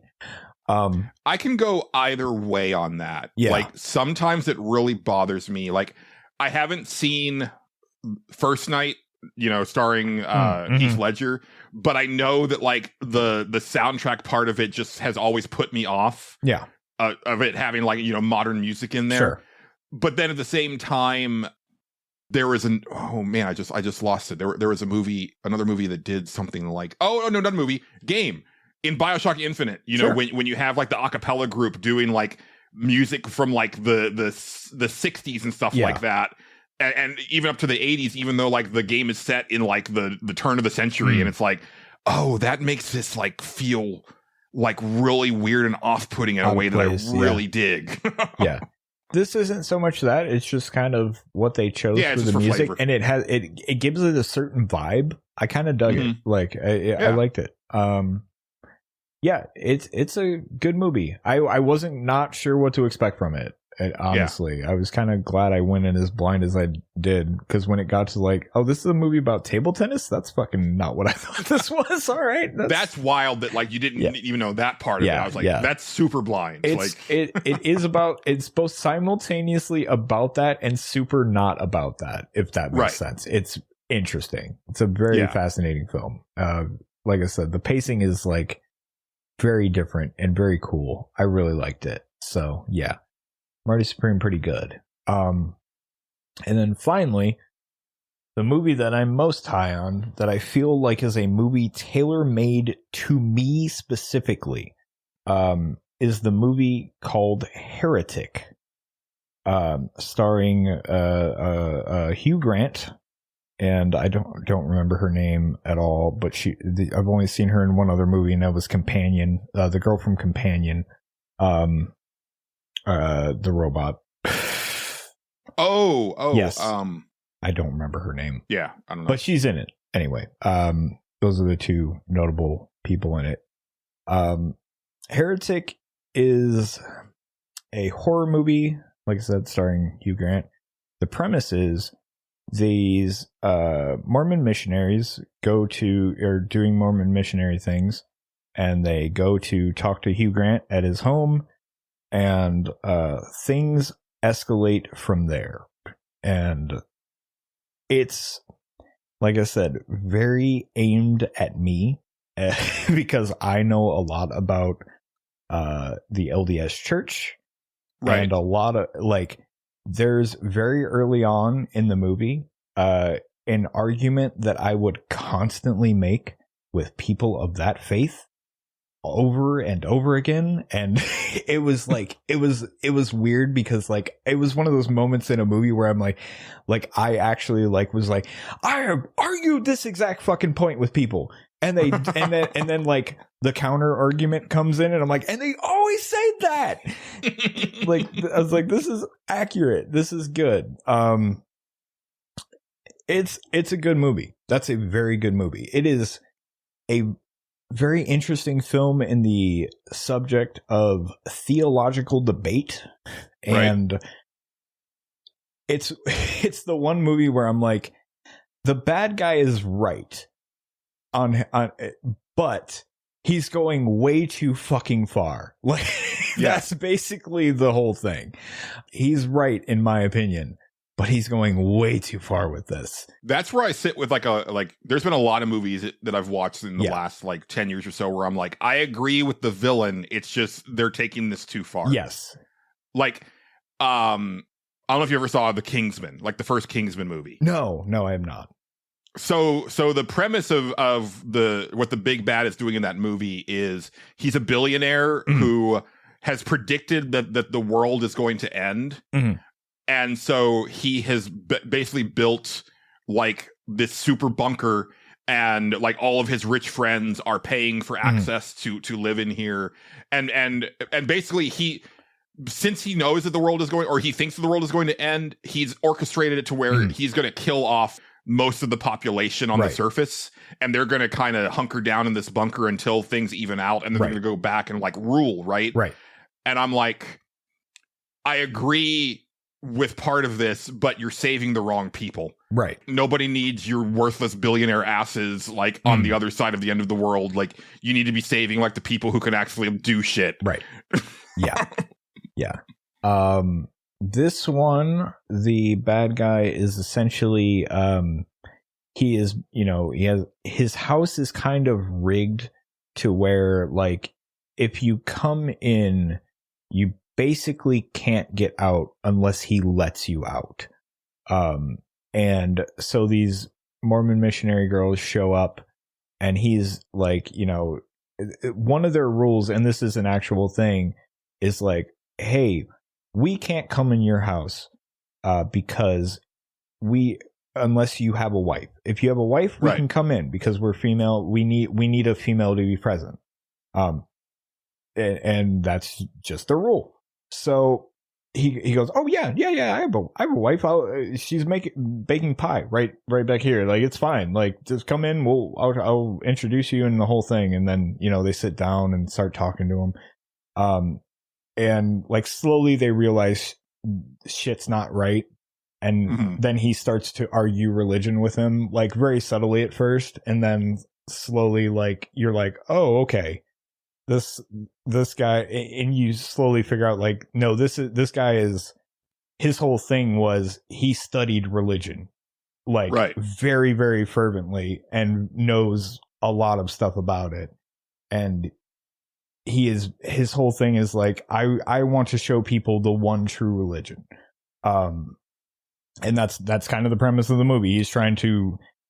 So he's a Jehovah's Witness? Sorry, little joke. Fair enough. Yeah. Fair enough. No, there are some really interesting, like Hugh Grant's just great in it. He's really good. He's really good in this movie. Hugh Grant is one of those actors who started off really hot, and then partially because of the shit with like the Divine Brown stuff, like that really like, hampered his career for a while. But he's been coming back in a really good way. He was awesome in Dungeons and Dragons. Yes, he was. He's like, I love this one. I might have to make you watch at some point. Music and Lyrics is one of my favorite romantic comedies, period. Sure. He's also got like a small part in the Man from U.N.C.L.E. movie that came out a few years ago. It's actually been more like 10 years ago. Yeah. That was a really good like spy thriller, and he's great in there too. He's kind of just their handler. Like, he doesn't have a big role, but every time that he's on the screen, it's like, oh man, I can go for some more Hugh Grant in this movie. Yeah, there's so much, like a lot of the movie is him monologuing. I'm down for that. And it's great. It's him monologuing about how like fucked up religion is, and like it's I loved it. I fucking loved it. I was really impressed by the trailer. It was one of those that I wanted to check out, and it was definitely one of those things where I didn't get around to seeing in the theater. Yeah. And then Yeah. it slips off my radar if I don't catch it in the theater most of the time. At some point, like if you don't watch it soon, I will Cinemorons the fuck out of that, because that would be a fascinating episode. Just for all the LDS stuff that they get right. Right. It's kind of great. And even like these Mormon missionaries are kind of the heroes of the thing. They also like, even though it's him monologuing, and even though I'll sit here and be like, oh yeah, no, Hugh Grant's character is right in this movie. They do make actually good points, and to the opposite end, like I said, it's a very interesting movie in the fact of like theological debate and stuff like that. Right. I thought it was really good. Loved it. Like I said, of course, I did watch the South Park movie where I did learn that Mormon is the right answer. That's the correct answer. Like they even mention that in that movie. Nice. Okay. Yes. Yeah. I need to see this movie. You should. It's great. It's great. And it has some parts that are actually like really creepy and fucking off-putting and weird, and it goes some places. It's really cool. Really liked it. Yeah, Heretic. Can't recommend that one enough. Loved it.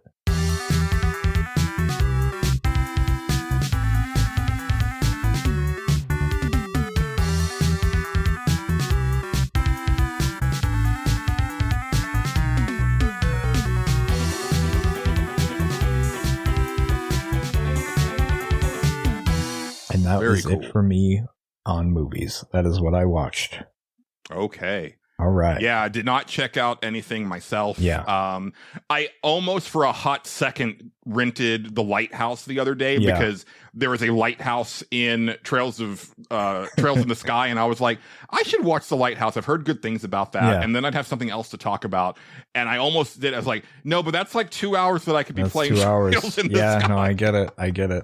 I'm going to see in the theater Mortal Kombat 2 tomorrow. So. Oh, excellent. Yeah. Oh, I can't wait to hear what you think about that one. Yeah. So I think you're going to have a blast. Yeah, we're looking forward to that. That's going to be good. Pay special attention to the backgrounds because you know the games as well as I do. I will. I was very impressed with like the environments that they fight in. Yeah. After seeing the first one, I was like, I feel like this sequel is definitely one I need to go see in a theater. This seems like a theater movie to me. Yeah, very much so. I didn't see it with a huge audience, but it was a big enough audience, and you know they definitely had fun with it. Yeah, so, for sure. Yeah, I do want to try it. I have a long weekend, so I might. Oh yeah, I definitely want to see The Mandalorian and Grogu. Because I forgot that. Even though I'm on the outs with Star Wars, and it's funny, and I feel lately I feel crazy. So like, Masters of the Universe trailer comes out, right? I'm like, that looks fucking incredible. And then online it's like, oh, this looks like complete garbage. And I'm like, what are y'all looking at? And then the Mandalorian trailer comes out and I'm like, this looks like the Star Wars that I grew up with. This looks so good. And then same thing, it's like, man, what a shitty looking like cash grab of a thing. Like, just let Star Wars die. And I'm like, no, this feels like Solo. Because like Solo was the other thing. I was like, I may not really like the prequel trilogy or the sequel trilogy all that much, but like Solo was the shit. And you know, it's not just video games where I feel crazy. It happens everywhere you look. Yeah. But yeah, that'll, you know, next week I should have some movies to talk about, and I might just continue to No Life trails. We'll see. Because it's been a bit since I've been like this, like just overtaken by a game. It's a really nice feeling. Yeah, my biggest weakness right now is a stupid fucking wrestling game, because I'll start something and I'm like, well, I need to finish that before I do anything. Like, I need to finish this project I'm working on. That's what I'm right. It's crazy. Oh well, what are you gonna do? Well, I am going to start reading some of our comments, questions, and concerns, or CQC. I guess that's one way to handle it. Yeah, you could do that. Yeah, because we have been sitting on them for a bit. Why not? I don't think we'll get to all of these tonight, but we'll take what we can, because there are like multiple ones from the same people and stuff like that. Okay. But if you have a comment, question, or concern, there's plenty of ways to get at us. You can email us. The email address is thestageselectpod@gmail.com.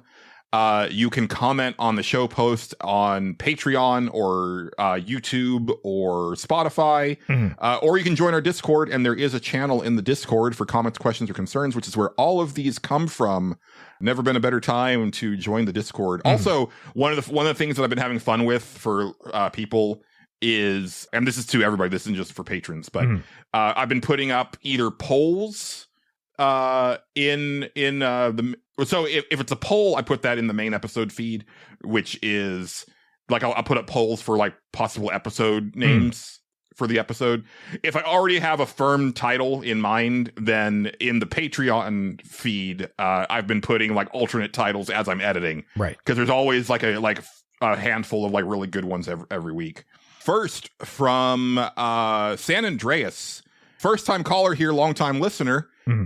Which is true. Haven't heard from San Andreas since the Nerds Without Pants day. Well, no, I think he might have sent something really early on in the stage select. Right. In a hypothetical matchup between Expedition 33 and Quest 64, which game comes out on top? The obvious answer is Quest 64. It's yeah. See that's newer listeners would just assume that we're probably going to say Expedition 33. Yeah. But longtime listeners of the old show remember a little segment that we had called Video Game Cage Match. Absolutely. And we made Quest 64 look really strong, Justin. We did. It was never able to quite take the title as it was intended, but we did make Quest 64 look really strong. Upsets me to this day, to be honest with you. So yeah. Likewise. Yeah. Really does. But yeah, Quest 64 takes on Expedition 33. They take them down handily in a hypothetical matchup. Absolutely. Yep, I agree. Next, from 60X Self, we actually got a couple in a row here. Okay. Are there any game settings that you set at the system level, or something you immediately go change, or see if it can be changed when you start a game? Oh, me personally, subtitle size, I will change every time when I start a game, and I always hope that I can change it. If subtitles are off, I am going to turn them on, because I like to read things, and I like to, to be fair, like, that is the one thing I don't get to do when I watch movies is turn subtitles on, but when I do, I really enjoy having them on because I'm like, I didn't quite hear what they said there. And it's nice to be able to have the audio transcript underneath of it. Although closed captions are kind of annoying because then they'll like start like loud music, and it's like, okay, I don't need that. I just want to know what they said, please. Thank you. That's the only real setting I often go look at personally. It depends. There's certain PC settings that I have to set a certain way, but that's like that. I don't know if that really counts for this question, because that's just like my TV. My TV, I have to have VSync on because it does weird shit. Like you don't a lot of. If you have a higher hertz TV, you don't need that. So that's why it's like off by default a lot of the time now. So usually I have to go set that on, and then it's a whole thing. But yeah, those are the only ones I can think of personally. Yeah.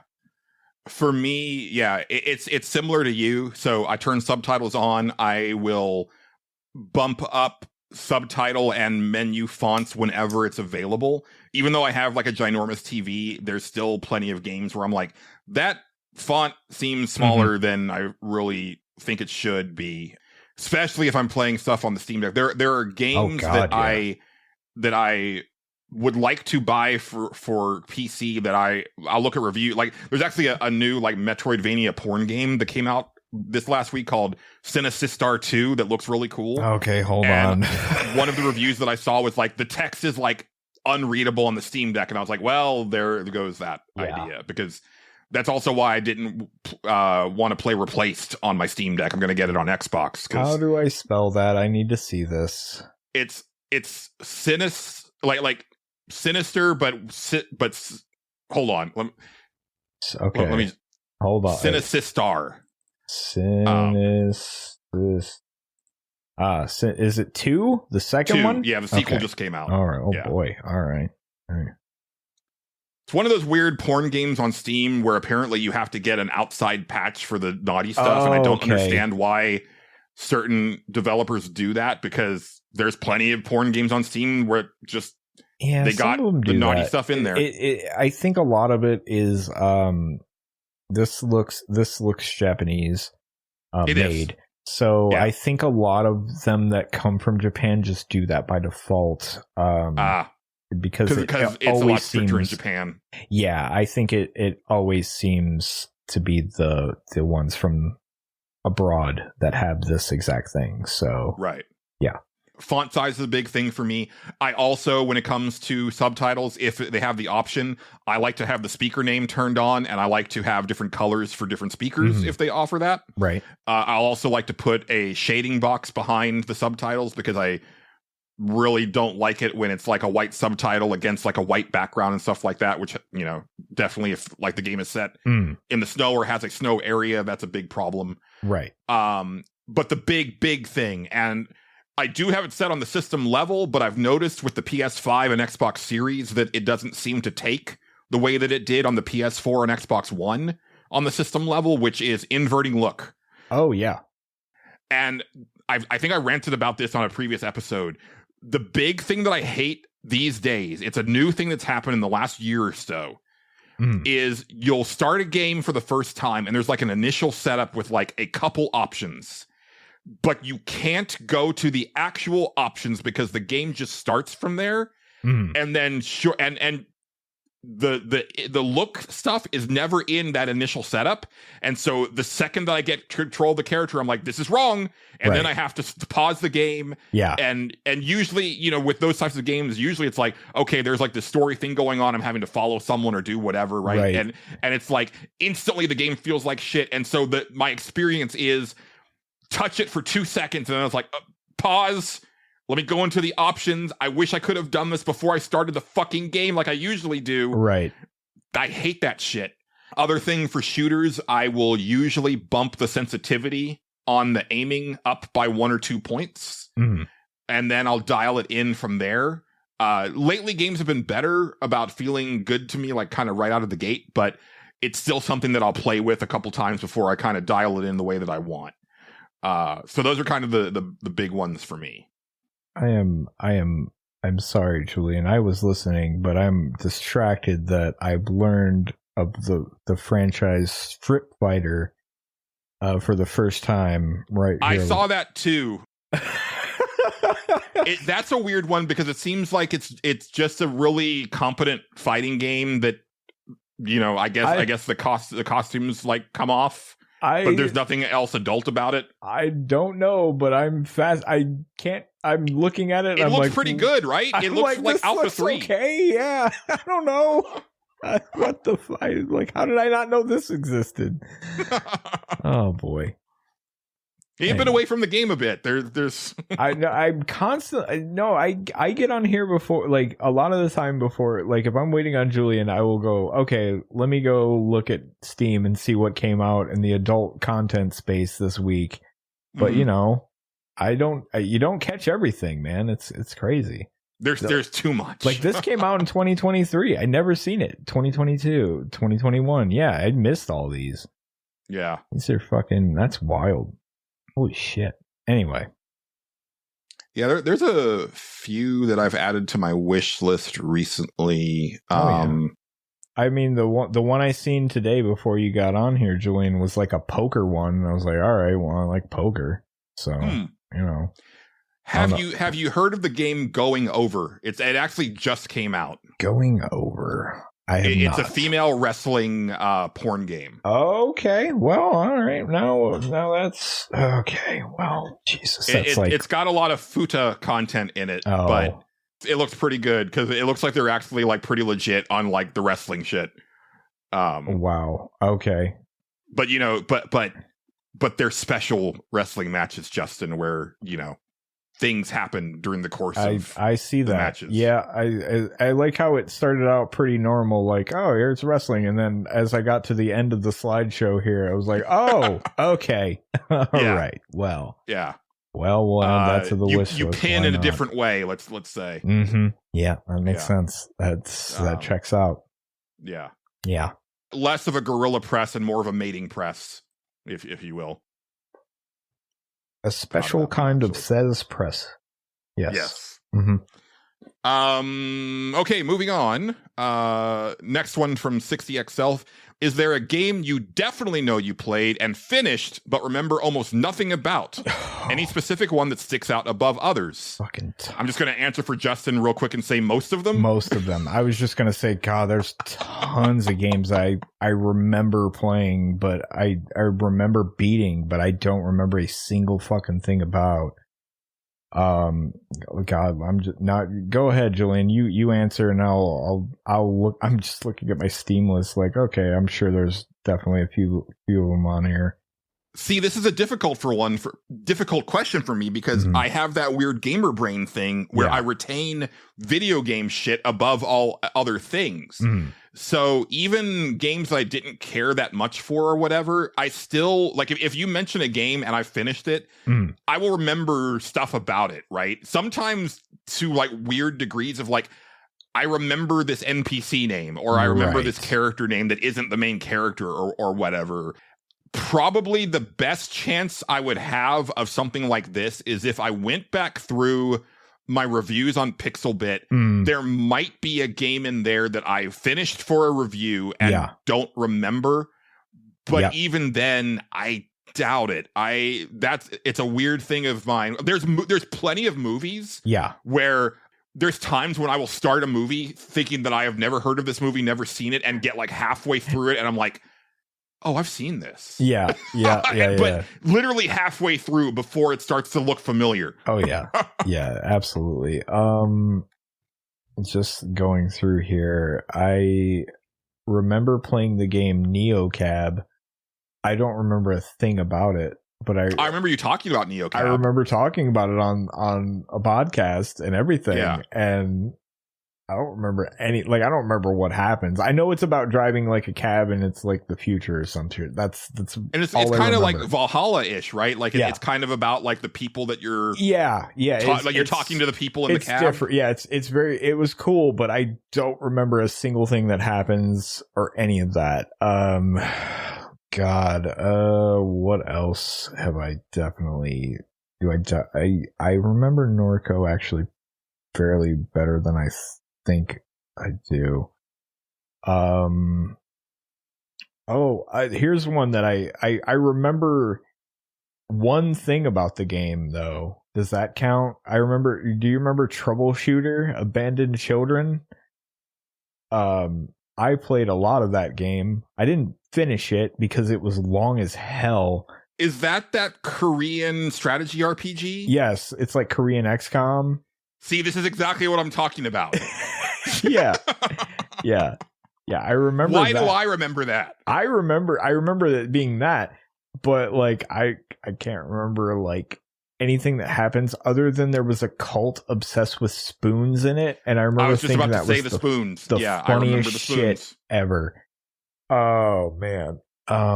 Let me see what else is. I thought you here. finished it though. I remember you being really high on that game. I didn't. I never finished it because it got really, really grindy at a certain point. Like you had to. It was a bit ridiculous. Let's see. Oh, this is harder than I thought. I think.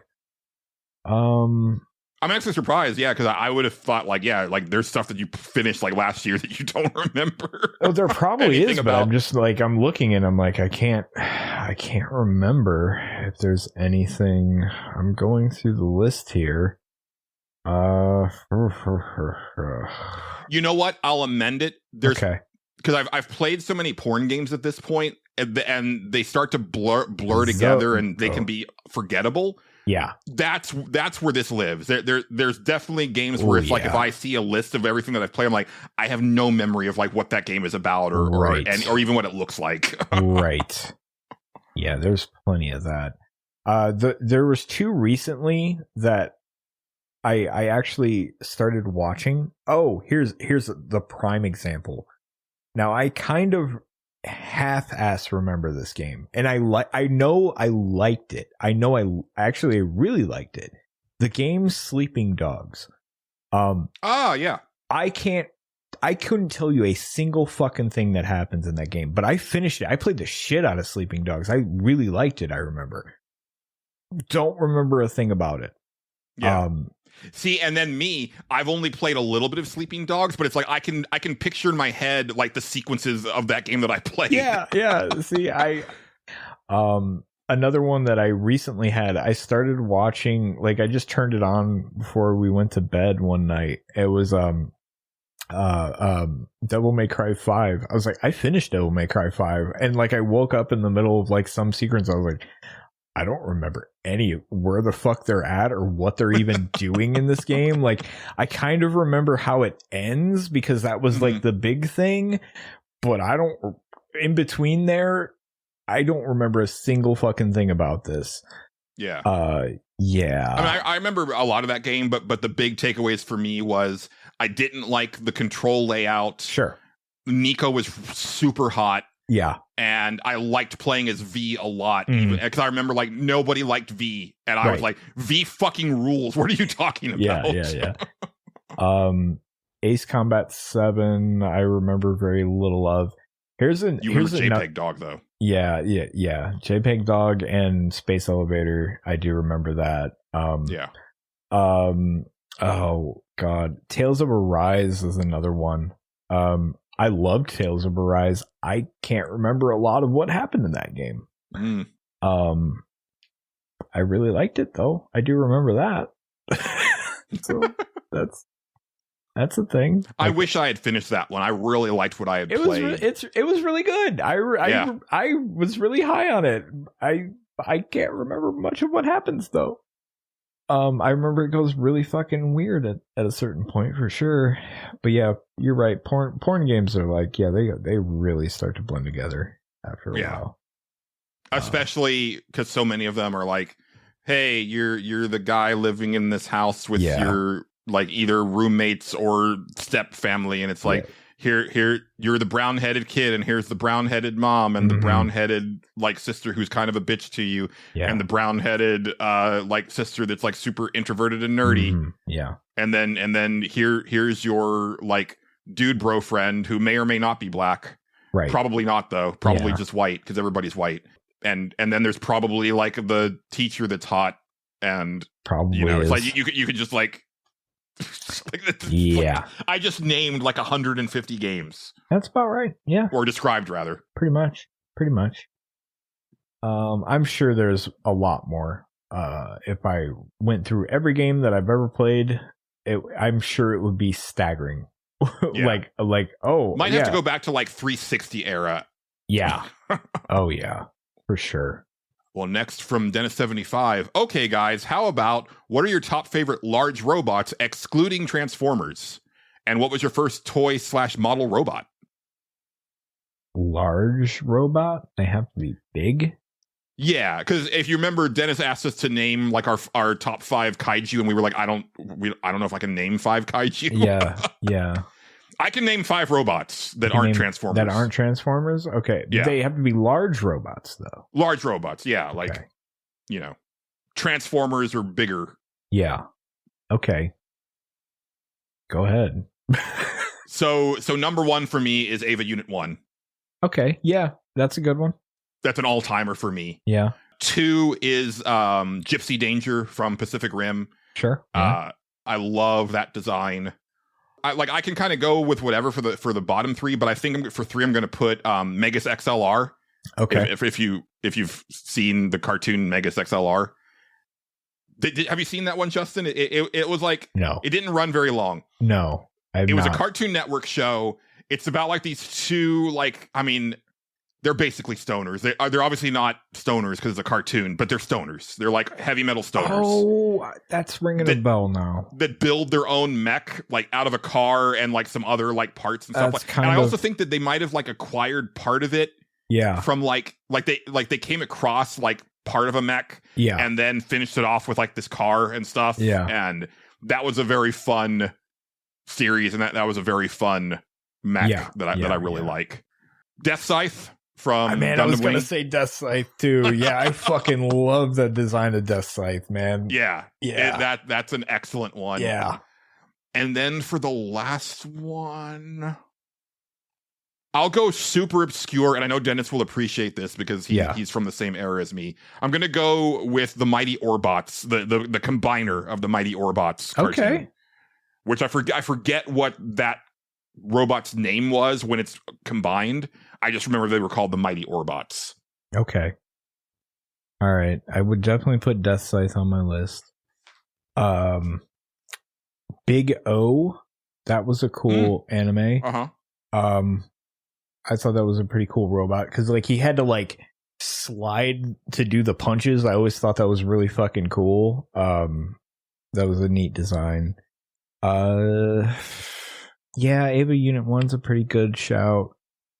Trying to think about two other ones. God damn it. I have to look it up. I can't remember what the fuck this was. It was G Gundam. G Gundam was fucking. Please say Tequila Gundam. Please say yes, Tequila that's Gundam. the one I was trying to think of. Yes, I fucking. That is the most ridiculous thing. I remember that entire anime. I was just like, this is unhinged. This is fucking. I love this. Yeah. Is that G Gundam or is that Gundam Seed? From my memory, it was G Gundam. Okay. Maybe I'm wrong. Hold on, I'm looking it up now. Because I know Mori Calliope from HoloLive, she really loves Gundam Seed, and I was like, is that the one with Tequila Gundam? Yeah, maybe it is. Colony sends. I'm pretty sure it's this one. Boy, oh boy, this is. If the main character has a headband and wild hair, that's the one with that's Tequila Gundam. Yeah, and because I recognize the Chinese gentleman here, or the old, kung fu. Yeah, okay, man. it is G Gundam. Yeah, okay. it's G Gundam. Then I'm not familiar with Gundam Seed. Yeah. Nor am I. I don't either. But yeah, oh man, there's a fucking dude. This is the one for the Netherlands, Nether Gundam, which is just like a fucking windmill. I was like, oh my god, I love these fucking designs. This was the best shit. It's so stupid. It's incredible. Mermaid Gundam. It's just a Gundam wearing a fish outfit. Yeah, like I'm looking at the fucking designs right now, and I'm just like, oh, these are so fucking great. Yeah, Tequila Gundam. And I'm being real right now. This is not ironic. Like, I think these are incredible. They're great. They're fucking great, man. Pharaoh Zebra Gundam. That was actually a little bit problematic, and now that I'm looking at it, yeah, it might be. Yeah, that's kind of up there with Tequila Gundam. yeah.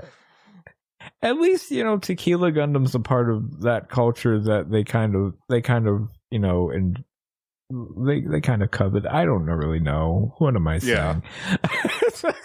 Matador Gundam from Spain. Why not? There's just like a guy, the fucking Gundam Rose, the French Gundam. God, they're all just like you could. Yeah. Oh, this is beautiful. Yeah. What a bunch of weirdo shit. I love it, man. And then, of course, the Japanese Gundam is God Gundam. God Gundam. Of course it is. Of course it is. Man, look, I've been saying this, like I haven't said on the show, but I've been thinking it. You know how like Japan's been doing those life-size Gundam like robot exhibits over the past years? Yeah. They the weird thing is they close them down after a while and they decommission them. Yeah. But like my hope is that this is all done in, as like a tourist thing and it's all fun and games, but in reality, those are just the prototypes for actual Gundam technology that Japan is working on. Right. Because if we're all going to die, let's at least go out with some style and let's have Gundam warfare instead of what we've been doing. Let's just go there. Let's just do it. Right. and you know what? Somewhere in there, probably my third grade heart cannot deny that I did love the Megazord. Yes, I almost picked the Dragon Zord, actually. Yeah. That's just good. Yeah, absolutely. Dude, it's funny because like I'm a good like 4 years older than what the target demographic for Power Rangers was when it started. Mhm. And I remember recording the premiere of Power Rangers. Yeah. And I remember watching and I was just like, this is so cool. Yeah. Just like my friend Shanna, who's the same age as me, like Yeah. she's also like a huge Power Rangers fan. Nice. There you go. But and I guess it's also like both of us came from like pretty like stifling households where we were kind of coddled, so Sure. that kind of fits. Yeah. Makes sense. But I was like really big into Power Rangers, like those first like few iterations. Oh, yeah. Even though like I was technically a little bit too old for it. Yep. Makes sense.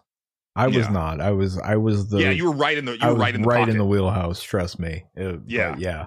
I couldn't get That enough and of also Pokemon, you were like right there. Like it was for it. you. I was actually probably a little older when Pokemon came out. I can't You would have been remember. like what 12, right? Like I was 18. I'm trying to think.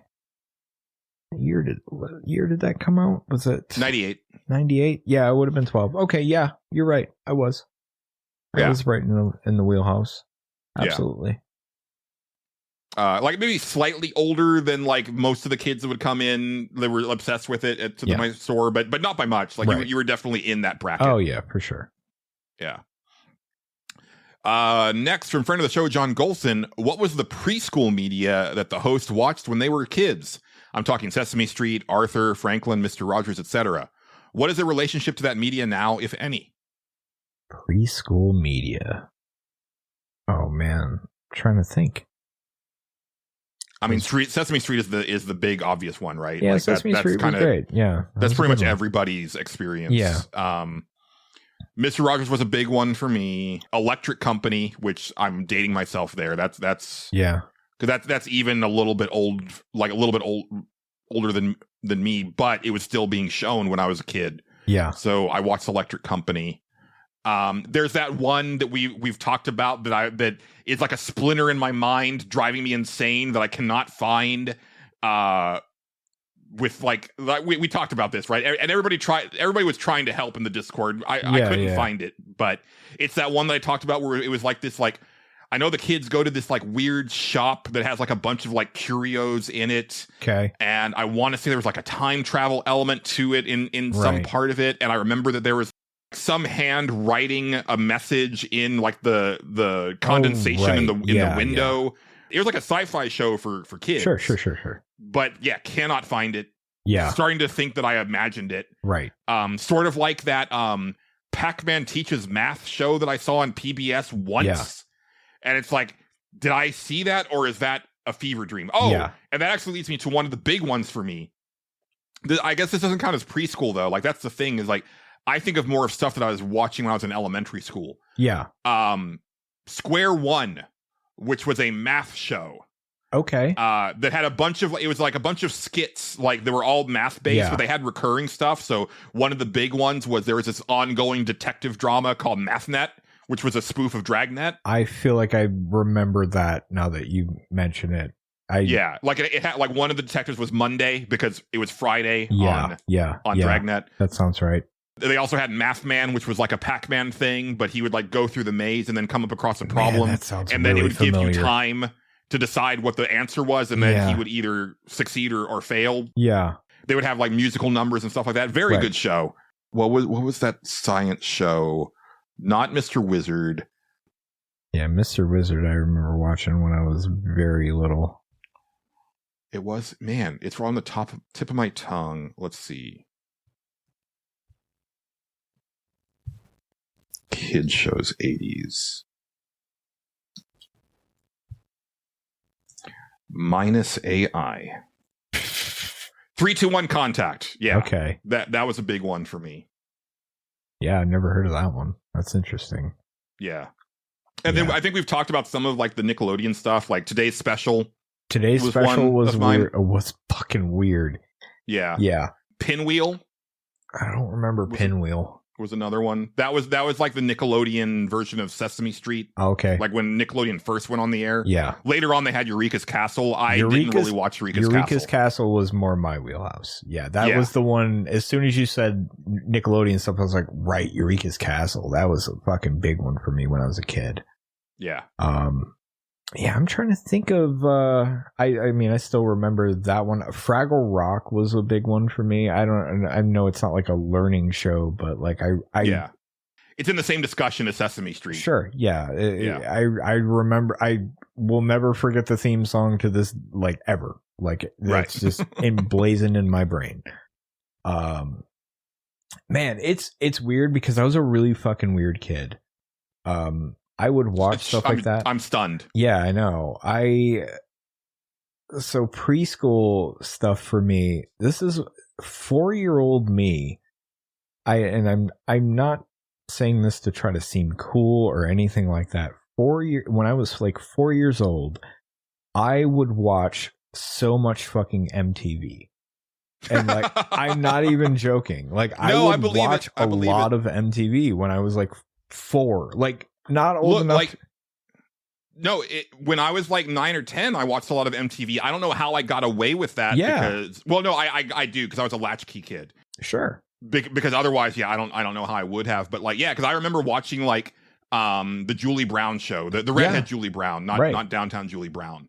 You know, like stuff like that. Like I remember, and then when I was a little bit older, watching Liquid Television at night. Yeah. Like, which always felt like very like, oh, I shouldn't be watching this. Like, you know, type of thing. Because I had a TV in my room at that point. Yeah. And like, you know, like Aeon Flux was like, oh, I don't know if I'm allowed to see this. Yeah. Yeah.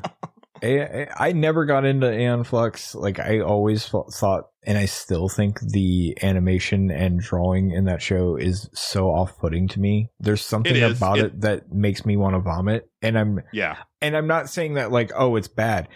No, there's something physically repulsive about it. I don't know what it is. Yeah. And I had that reaction even when I was like younger, and that would come on. I'd be like, this makes me feel sick. I don't know why. Because people shouldn't be that skinny, Justin. Yeah. Yeah, that's it. But no, I seriously watched a lot of MTV growing up. I watched a lot of fucking music videos, like, and so much to the point where, and like, I didn't know what was new a lot of the time.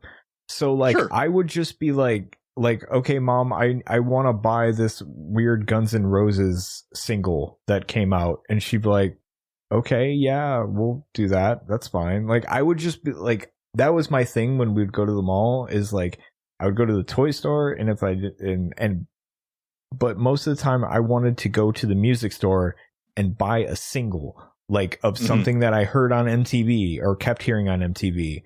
Until it was like a problem. Like, there every now and then, like, my mom would be like, we're not buying that one, or she would buy me it, and then we would listen to it in the car. She's like, you're not allowed to listen to that. That's right. I very specifically remember going to the music store and buying, and again, I'm not trying to sound cool, this is dead serious, a true story, because I actually looked up the music video because I remembered the music video. I was like, it's a rap group.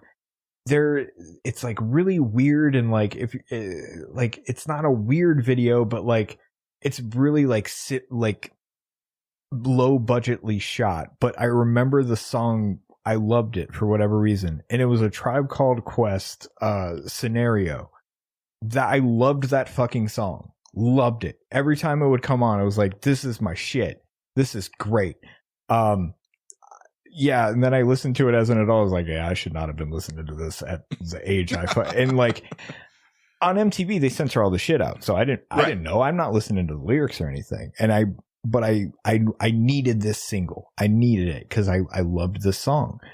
And my mom took me to Sam Goody, and we looked for the single, and it wasn't there. So she asked them, you know, where's he's looking for this. And they go, okay, we don't have a single of that. We only have the album. And my mom, I remember, I think I looked it up recently. I was like, oh yeah, she should have known by the cover of this that this is not something I should have been listening to. And she was like, okay, And I think it had like, I think that might have been right around the time when they started doing like parental advisory stickers and stuff like that. And I think it might have had one.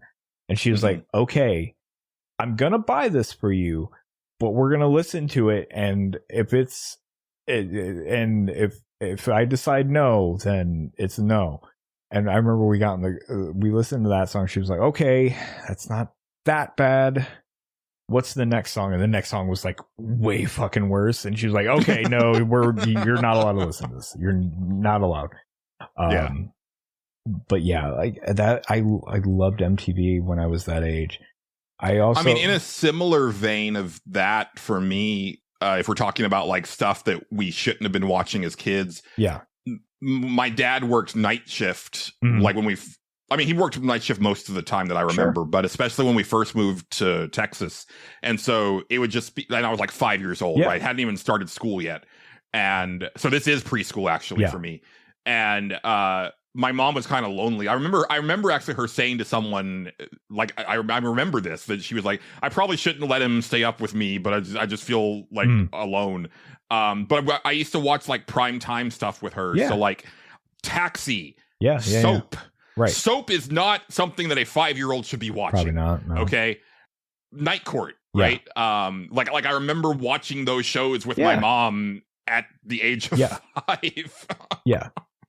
And oddly enough, I would watch VHS tapes of Transformers a lot when I was that young because they were kind of hand-me-downs. My brother was older than me, and so like he would grow out of it, and they would just be like, here's this VHS tape of Transformers, and I was like obsessed with it, and then like.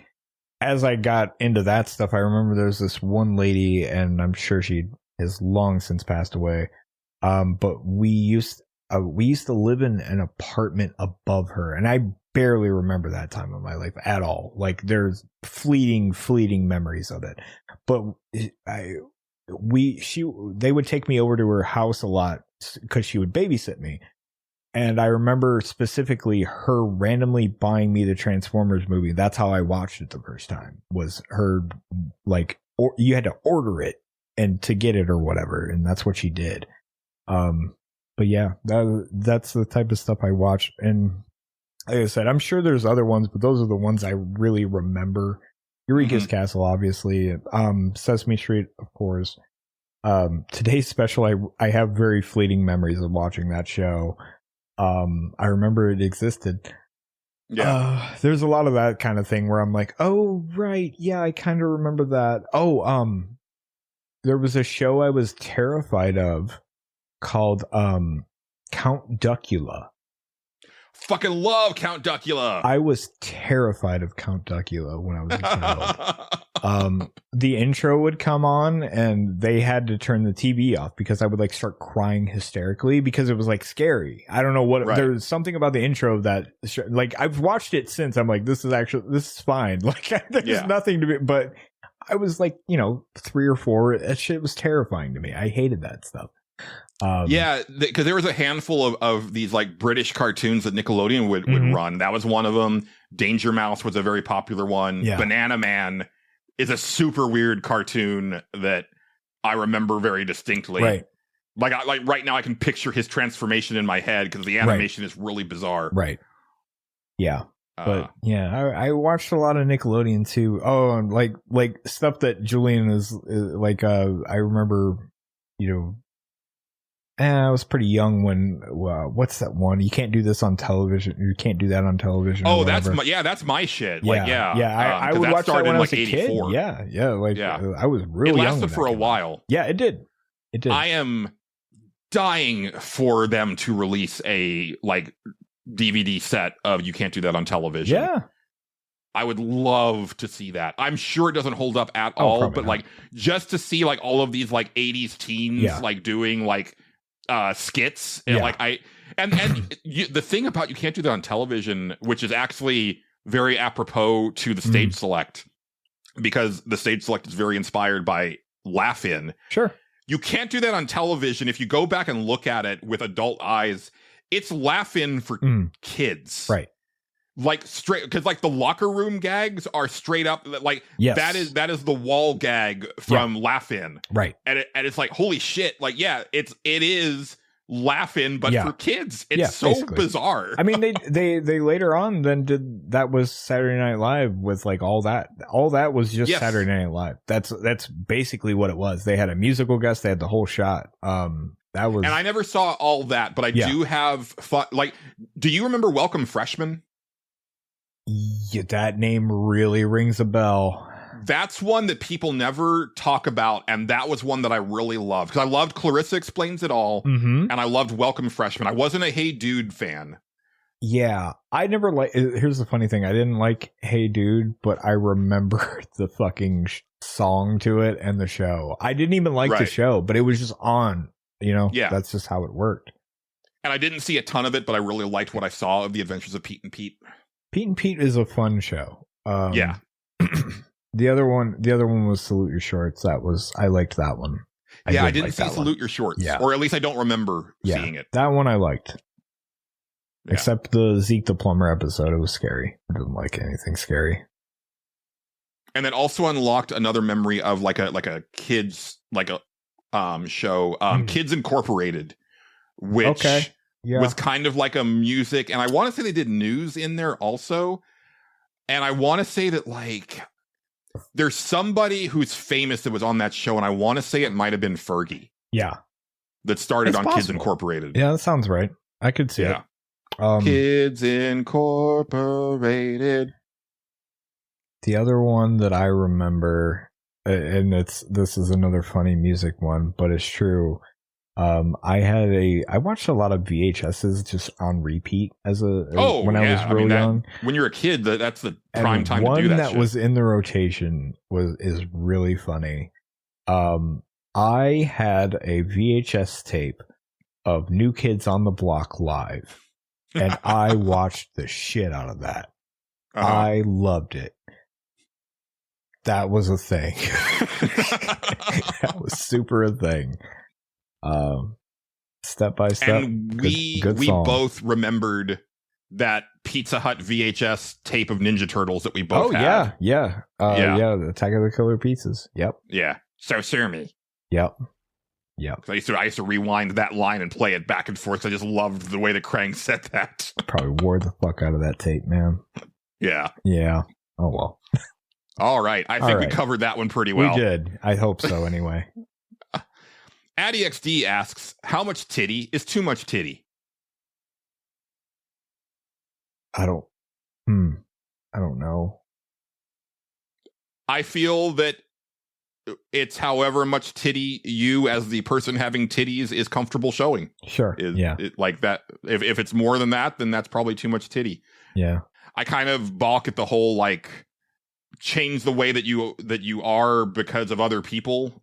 Sure. Yeah. At the same time, I understand that like there's certain places where you probably shouldn't do certain things. I follow Stephanie Michelle on social media. I definitely want to have her on again. Sure, yeah. She's agreed to be on. It's just trying to figure out like when's a good time for her. But you know, it's kind of hard for her to hide what she's got. Sure, right? Yeah. So it's like I'm sure for most people when she's walking around, it's too much titty. But to me, it's just like, well, she's just got a lot of titty. So I don't know what she's supposed to do other than like, you know, cover up in a garbage bag or something. And that's not I feel like I will speak randomly for a female perspective and say that if your back is hurting because of them or it's causing you severe back pain, then perhaps that might be too much. Saying. Don't hurt yourself with the titty, I guess is what I'm saying, you know? Sure. That's what I'm saying. Oh, you're just talking as far as quantity, not necessarily what's being visible. Yes, that's what I'm talking about. Yes, I'm talking about actual quantity. If it is causing you distress, then that possibly is too much. Just saying. Unless you like the way that it makes you feel and it's worth in which case, in which case, Godspeed. Can't? Yes. My legit answer is there's no such thing, but sure. But it's also up to the comfort level of the titty possessor. Absolutely. This is a lot. This is more of a comment. Okay. This is from the Let's Play Princess, who says, "This is going to be a long one, and I'm typing this on a phone, so boy. sorry in advance. 3 points of discussion from the newest episode," and this is going to be a little bit back because it's been a few weeks. Sure. For Justin, the movie version of I Am Legend actually has an alternate ending that should be in the DVD. Mm-hmm. In the alternate version, Will Smith does indeed realize that he is the monster to this new age of man. The reason they attacked his home in the first place, he realizes, is that the creature he is lying on the table is the leader's wife/mate. They were merely trying to get her back, and when Will Smith allows them to take her, they simply leave with no further altercations. Mm-hmm. It's a much better ending, and there is no reason for it to not be the canon one. Mm. That's interesting. That'd be fine. Yeah. Yeah. I wonder if... So, part of it is probably... I think you did mention that it was like a testing thing or something like that. But I also wonder if there was like a Will Smith ego part of it, where he didn't want to be the bad guy. I wouldn't doubt it. Yeah. That was one thing I forgot to mention when I was talking about the Wrecking Crew last week, is... Batista constantly shows how much better of an actor he is than The Rock. And look, I adore The Rock. I love The Rock's movies and stuff like that. But one of the things that's well known about The Rock is that he has it in contract that he can't lose fights and he can't get too fucked up in fights. Yeah, because he's The Rock. Dave Batista gets fucked up in Wrecking Crew, like on a regular basis. Yeah, and it fucking owns. Yeah, that's good. That's good. Let's see. For Julian, I think every generation gets an adaptation of The Button at some point or another. While I like the one you had, where the message breaks down to how much do you really know a person, the version I was initially given may pique your interest. I believe it was a Twilight Zone episode, but long story short, the wife once again hits the button. The stranger comes back to take the box away, and when she asks what will happen to it, he replies, "It'll go to somebody you do not know," implying that anybody who chooses the button will pay for their greed on the next button's push. It's a nice little cycle that can only be broken if everybody chooses not to press it. Yeah. Yeah. That's also a pretty good take on it. Yeah, absolutely. I would like to know what came first. Right. I'm curious what the origin of that story would be. Yeah, it seems like a hell of a... I mean, it's a very simple premise, really. So, yeah. Yeah.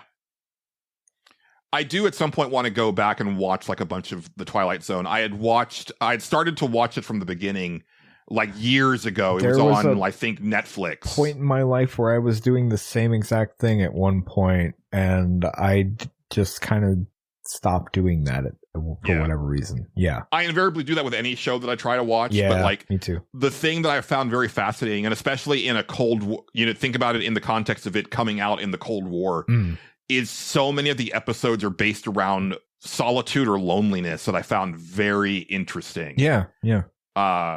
It's a very fascinating show. Yeah. I've never seen an episode of the Twilight Zone that I didn't like. Right, It's just I need to watch more of it. Right. For the whole pod, Watchmen is an interesting topic to discuss, especially with the endings. If memory serves, the blame being switched from a fake alien attack to a fake Dr. Manhattan stemmed from the War on Terror and is the concept of nuclear deterrence? ? Not sure how accurate that is, but what is funny is how unoriginal Ozymandias is. In one of the final scenes in the comic, a TV can be overheard announcing the upcoming of the Outer Limits episode, The Architects of Fear.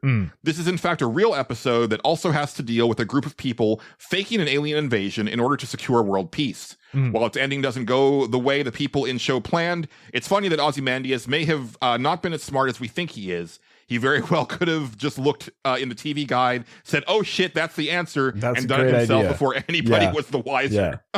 Yeah. Yeah, and I think that's my thing is that the weird fake alien thing just kind of came out of nowhere for me in the comic, where him pinning it on Dr. Manhattan kind of made sense in universe because like there was already signs that Dr. Manhattan like if Dr. Manhattan chose to go bad, it would be very bad for everybody else, and him leaving Earth, it makes him just the perfect patsy to pin that on. Yeah, and that's kind of my thing about it. Yeah, I really do like the alien invasion angle. Mostly it to me it didn't come out of nowhere because he goes on this whole thing right in the comic of what he's been doing on this fucking island, of all this like weird like gene manipulation, splicing science bullshit. And he goes on a whole diatribe of it. It's why he has the fucking weird tiger in the movie. Like if you remember that, he has that like sidekick, and like I remember that being a weird inclusion. A post after the movie, I was like, wait, how would he have that? He wasn't doing any of that in this one, because like they never talk about it. Like that's the whole point of him having this thing, is that he has it because he's doing all this shit. Trying to do this. I just read it as eccentric supervillain has a weird eccentric pet. Sure, fair. But like I liked it in the comic where he was like, no, I have a reason that I have this, because I've been doing all this fucking weird shit. And it's to do this, and I'm going to teleport this thing here. And then it's going to grow in size and blah, blah, blah. And it's going to do all this shit. And then we all have a new reason to go against this. Right. I prefer that ending better personally. Sure. Yeah. Have you ever watched the like the director's cut of the movie, like the extended one? No, I have not. It's pretty good. The stuff that they added, I really enjoed. But I think I've only seen the director's cut maybe twice. I wouldn't mind doing that. That would be fun. Yeah. That is actually a movie I've been meaning to revisit at some point. Yeah. I liked Zack Snyder pre Man of Steel. Sure. So I love 300. I loved Watchmen. Good. I enjoy Sucker Punch. I've actually thought about doing Sucker Punch for Cinemorons because Sucker Punch is one I was not as keen on, but yeah. Yeah, it's a weird ass movie. It's a weird ass movie, yeah. It's definitely style over substance, right? Like it's full of style, don't get me wrong, yeah. Yeah. But I did enjoy it. I think I probably would enjoy it less now. Yeah, there's movies. Because I remember even at the time there was like, oh, this is like kind of shitty towards all these women, isn't it? Yeah, a little bit. There's a lot of movies now that I didn't enjoy back then when I watched them the first time that I feel like I might enjoy more now, or vice versa. You know, like Watchmen is one I want to watch again because I loved the comic. I haven't read the comic in a while either. But I remember like being kind of attached to that version of the story and not really digging the movie as much because of it. Another one is Sin City 2. I fucking hated Sin City 2. I haven't watched it in a long time. I've kind of been itching to be like, I should watch that again. Because I really remember not liking it at all. See, and I really did enjoy it. Yeah. But part of that might have still been like, oh, I just love the look of this movie. Oh, yeah. And I'm never going to turn down a chance to see Ava Green naked. Sure, so fair. That might have been part of it. But, might have been. But I've only seen that one once. And I've watched the original Sin City like 10 or more times. I love the original one. I love that movie. But yeah, the sequel, I remember leaving a really bad taste in my mouth, and I seen it in the theater, and I only seen it once. Now, if I go back and watch it again, I'll be like, I was really way too harsh on this. Sure. So I will just say, just for personal info for going forward, I'm not against a double feature for Cinemorons. I actually have one planned for this year. Okay, sure. So just putting that out there. Okay. Sounds good. Next up from friend of the show, John Gholson. For Julian, assuming your reviews are true from the time in which they are written, how many times did you take a dance break during Pandemonium? None. My reviews from PlayStation Revolution are like 101% hyperbole. I don't know if that's come across yet. So you're a fraud, is what you're saying. Oh, absolutely. Yeah. There's a reason why the segment is called Will We Cringe, Justin. And we do. Most of the time, we do. Next up from 60XL, what part of the Eiffel Tower is your favorite? I've never been to Europe, let alone Paris. So I've only seen it in pictures. But I didn't know they were like... It's kind of uniform all the way around, right? Like it's kind of... Well, I mean, any way you look at it, it's kind of the same. How tall is it? Oh, I don't know. Hold on. Tall. Hold on. I gotta. I know. I will tell you that when I was watching Sailor Moon back in high school and they showed Tokyo Tower in there, I wasn't aware that Tokyo Tower existed. Yeah. I was very confused as to the setting of Sailor Moon because I thought that it took place in Paris. Right. How tall is the Eiffel? 330 meters, 1,083 feet for Americans. Oh shit! That's tall. So maybe the top's probably cool. I'm you know what, that spot around 700 feet, that's my favorite. You know, between 700 and 750 feet, that's my favorite part of the Eiffel Tower. That's pretty specific. Yeah. I don't know. I like the way that the feet kind of splay out. I'm going to say the feet. Okay. Yeah. No, that's there you go. They're cool. Yeah. Seems like a very stable tower. Well, there's a whole construction bit here of the Eiffel Tower. That's I wish I was more interested in that. I'm not. Anyway. Another one from 60. I think we'll probably end on this one, and then we'll save the others for later. Sounds good. If authors did covers of novels the way bands cover songs, what novel would you want covered by whom? It's gonna be a tough one for Justin. It might be a tough one for me, honestly. Yeah. God, I don't know. Yeah, I really don't know. Do you got anything? The author I'm thinking of is John Ringo. Okay. Who does a lot of like hard military sci-fi type stuff, but he also did one of my favorite. I've talked about this before to you. It's one of my favorite series that never got finished because it didn't sell well. But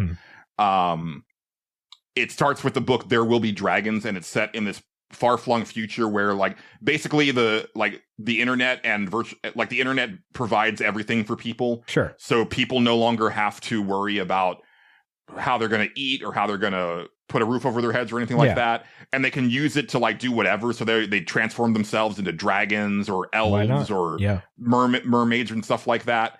And just kind of are living their best lives in, it's almost like a utopia.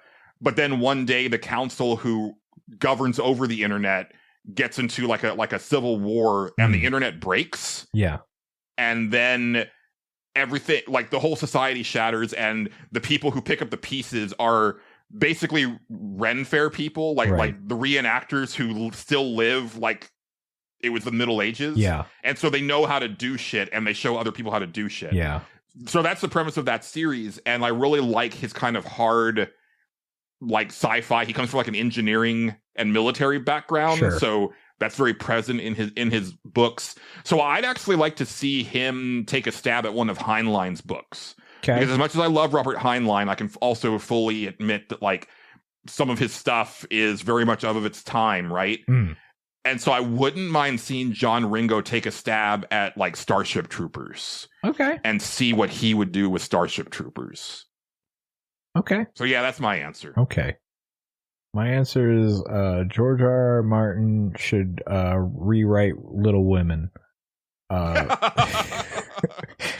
It'll be the worst book anyone's ever read. It'll focus. Well, no, but he treats women like people, Justin. That's why he writes them so well. So. Yeah, that's yeah. I'm sure it'll go great. Even little ones. I'm sure it'll be fine. I'm sure it'll be great. I mean, I'll laugh. I'll think it's funny, but yeah, it won't actually be funny. Is there any incest already in Little Women, or is he going to have to add that himself? He probably will have to add it, but he's got carte blanche. Why not? Yeah. Yeah. That's my answer. I don't really have a serious answer, so there you go. I didn't think you would. Yeah. I thought you might come at it from like a graphic novel. I thought about something like that. I was trying to think of a graphic novel or something like that to do. I do like Alan Moore. You know what? Somebody who isn't the fucking original author of Transmetropolitan should fucking just redo the whole thing so I don't associate it with the guy who wrote Transmetropolitan. or anything Neil Gaiman did. Just Sure. somebody read you all those, and then I can go, oh, that's the guy that did them now. Like, cool. Right. I don't have to associate him with this fucking people that I don't fucking care for. Yeah. Who wrote Transmetropolitan? Is that Garth Ennis? No, it wasn't Ennis. Ennis actually, surprisingly, I don't think anything's bad has come out about him that I remember. Fuck, what was it? He sucks. Oh, Jesus Christ, I can't type. Yeah, this, Warren Ellis wrote it. Oh, I don't know much about Warren Ellis. Let's look that up. Warren Ellis, because I forget what he did. It's not great. Warren Ellis controversy. There we go. Accusers detailed a systemic pattern where Ellis allegedly targeted young, vulnerable women, often aged 19 to 26. In the common entertainment industry, he was accused of using his celebrity status and platform to manipulate them into romantic and sexual relationships, often while promising to advance their careers. Yeah, he sucked. That's Warren Ellis. I can't remember what else he wrote, but he also wrote other stuff. It doesn't matter. Don't look anything up from him. This kind of sucks. Yeah. Yeah. When over 60 women and non-binary individuals publicly accused him of sexual coercion, grooming, emotional abuse, and gaslighting. Yep. Spanning over 2 decades. Yeah, Warren Ellis. That's a lot. Yeah. He did it to a lot of people. Warren Ellis sucks. Somebody rewrite Transmetropolitan or just pretend he didn't do it. That's what I'm saying. Right. 'Cause that was a cool fucking book. Wait, okay, I always get Transmetropolitan confused with, dang it, there is this comic series that I really like. Hold on, I'm going to look him up because I just want to make sure that it's on him. What did he work on? Because if it's... Oh, I wish I wouldn't have closed that. Hold on, let's see. How do I get that? I've got it. Okay. Okay, no, it does not look like he... Oh, he did The Authority, right? Okay. Which I've heard of it. I've never watched it. And he did Stormwatch, right? Yeah. Which I also. Okay, no, he's not. Okay, that's not the. Okay, there's this comic book series that Joe got me into. John, when he gets to this part, he's gonna call me afterwards. He's gonna be like, "I can't believe you forgot what it is." Yeah. I can't remember the name of it. Okay. But it's basically it's a superhero universe that this creator basically made from scratch. It's very much like, here's like the silver age of this universe. Here's the golden age of this universe. Like it has progressions. Yeah. Like I remember there's like this one character who's basically that universe's Batman, but he's got like this like kind of preacher or like priest thing going on. Okay. And I think his sidekick is like called the Altar Boy. Okay. But he's the same type of dark, like, brooding vigilante, but it's a religious based theme. I cannot remember the name of the series. There's a bunch of different characters and they all have like, there's like an ongoing series, but then like different limited series that spun out of it. I remember like there was this very fun story where the Superman equivalent, he keeps like, counting in his head every time that he goes to save somebody. He's like, he's like, okay. 15. I may have it here. Is it called Astro City? Astro City. Thank you. The Confessor is who you're talking. The Confessor. Yeah. Written by Brian Kinney. Okay, it's weird. I read a shit ton of that comic. I don't remember name. No, Brian Kinney is Confessor. Hold on, okay. Hold on, hold on. Astro City. Who wrote that? I feel like I would recognize the name when I saw it. Yeah, that's the guy's name. It just sounded like a real man. So, Astro City comic book series.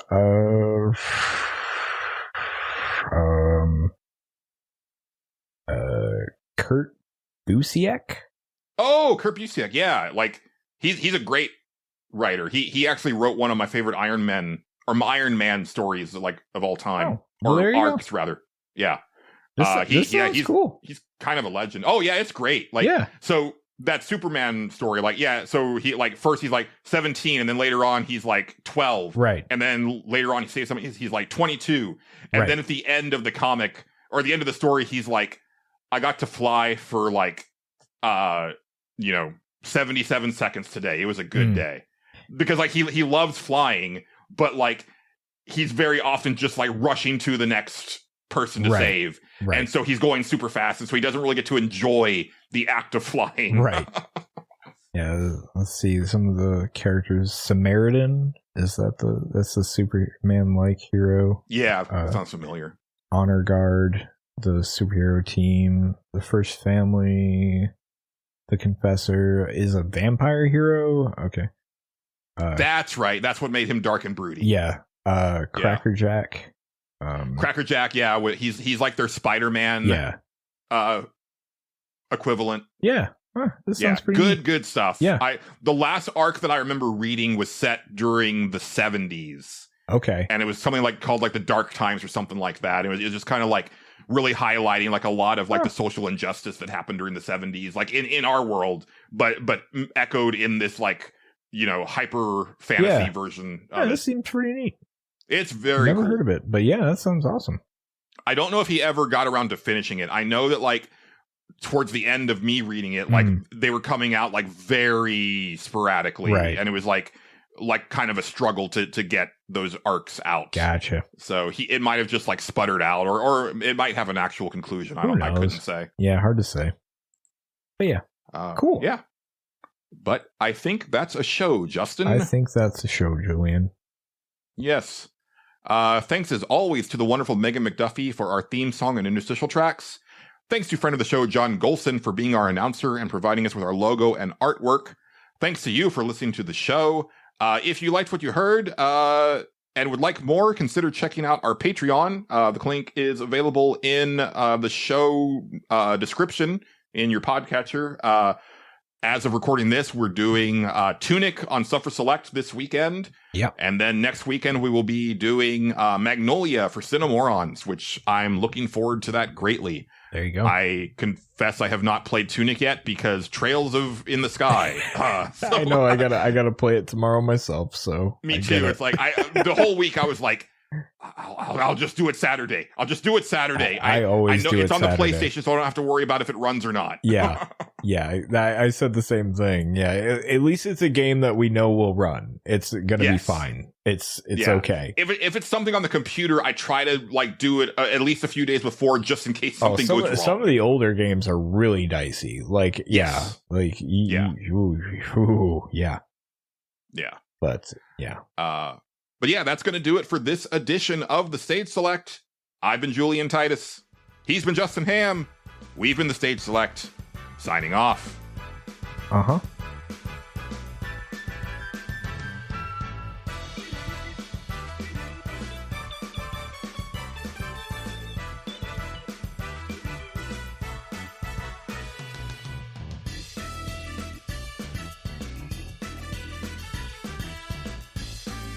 The Stage Select is copyrighted and owned by Space Monkey Mafia Productions, specializing in independent podcasting. Please consider sharing the show with your friends and support us by joining our Patreon or donating to our coffee.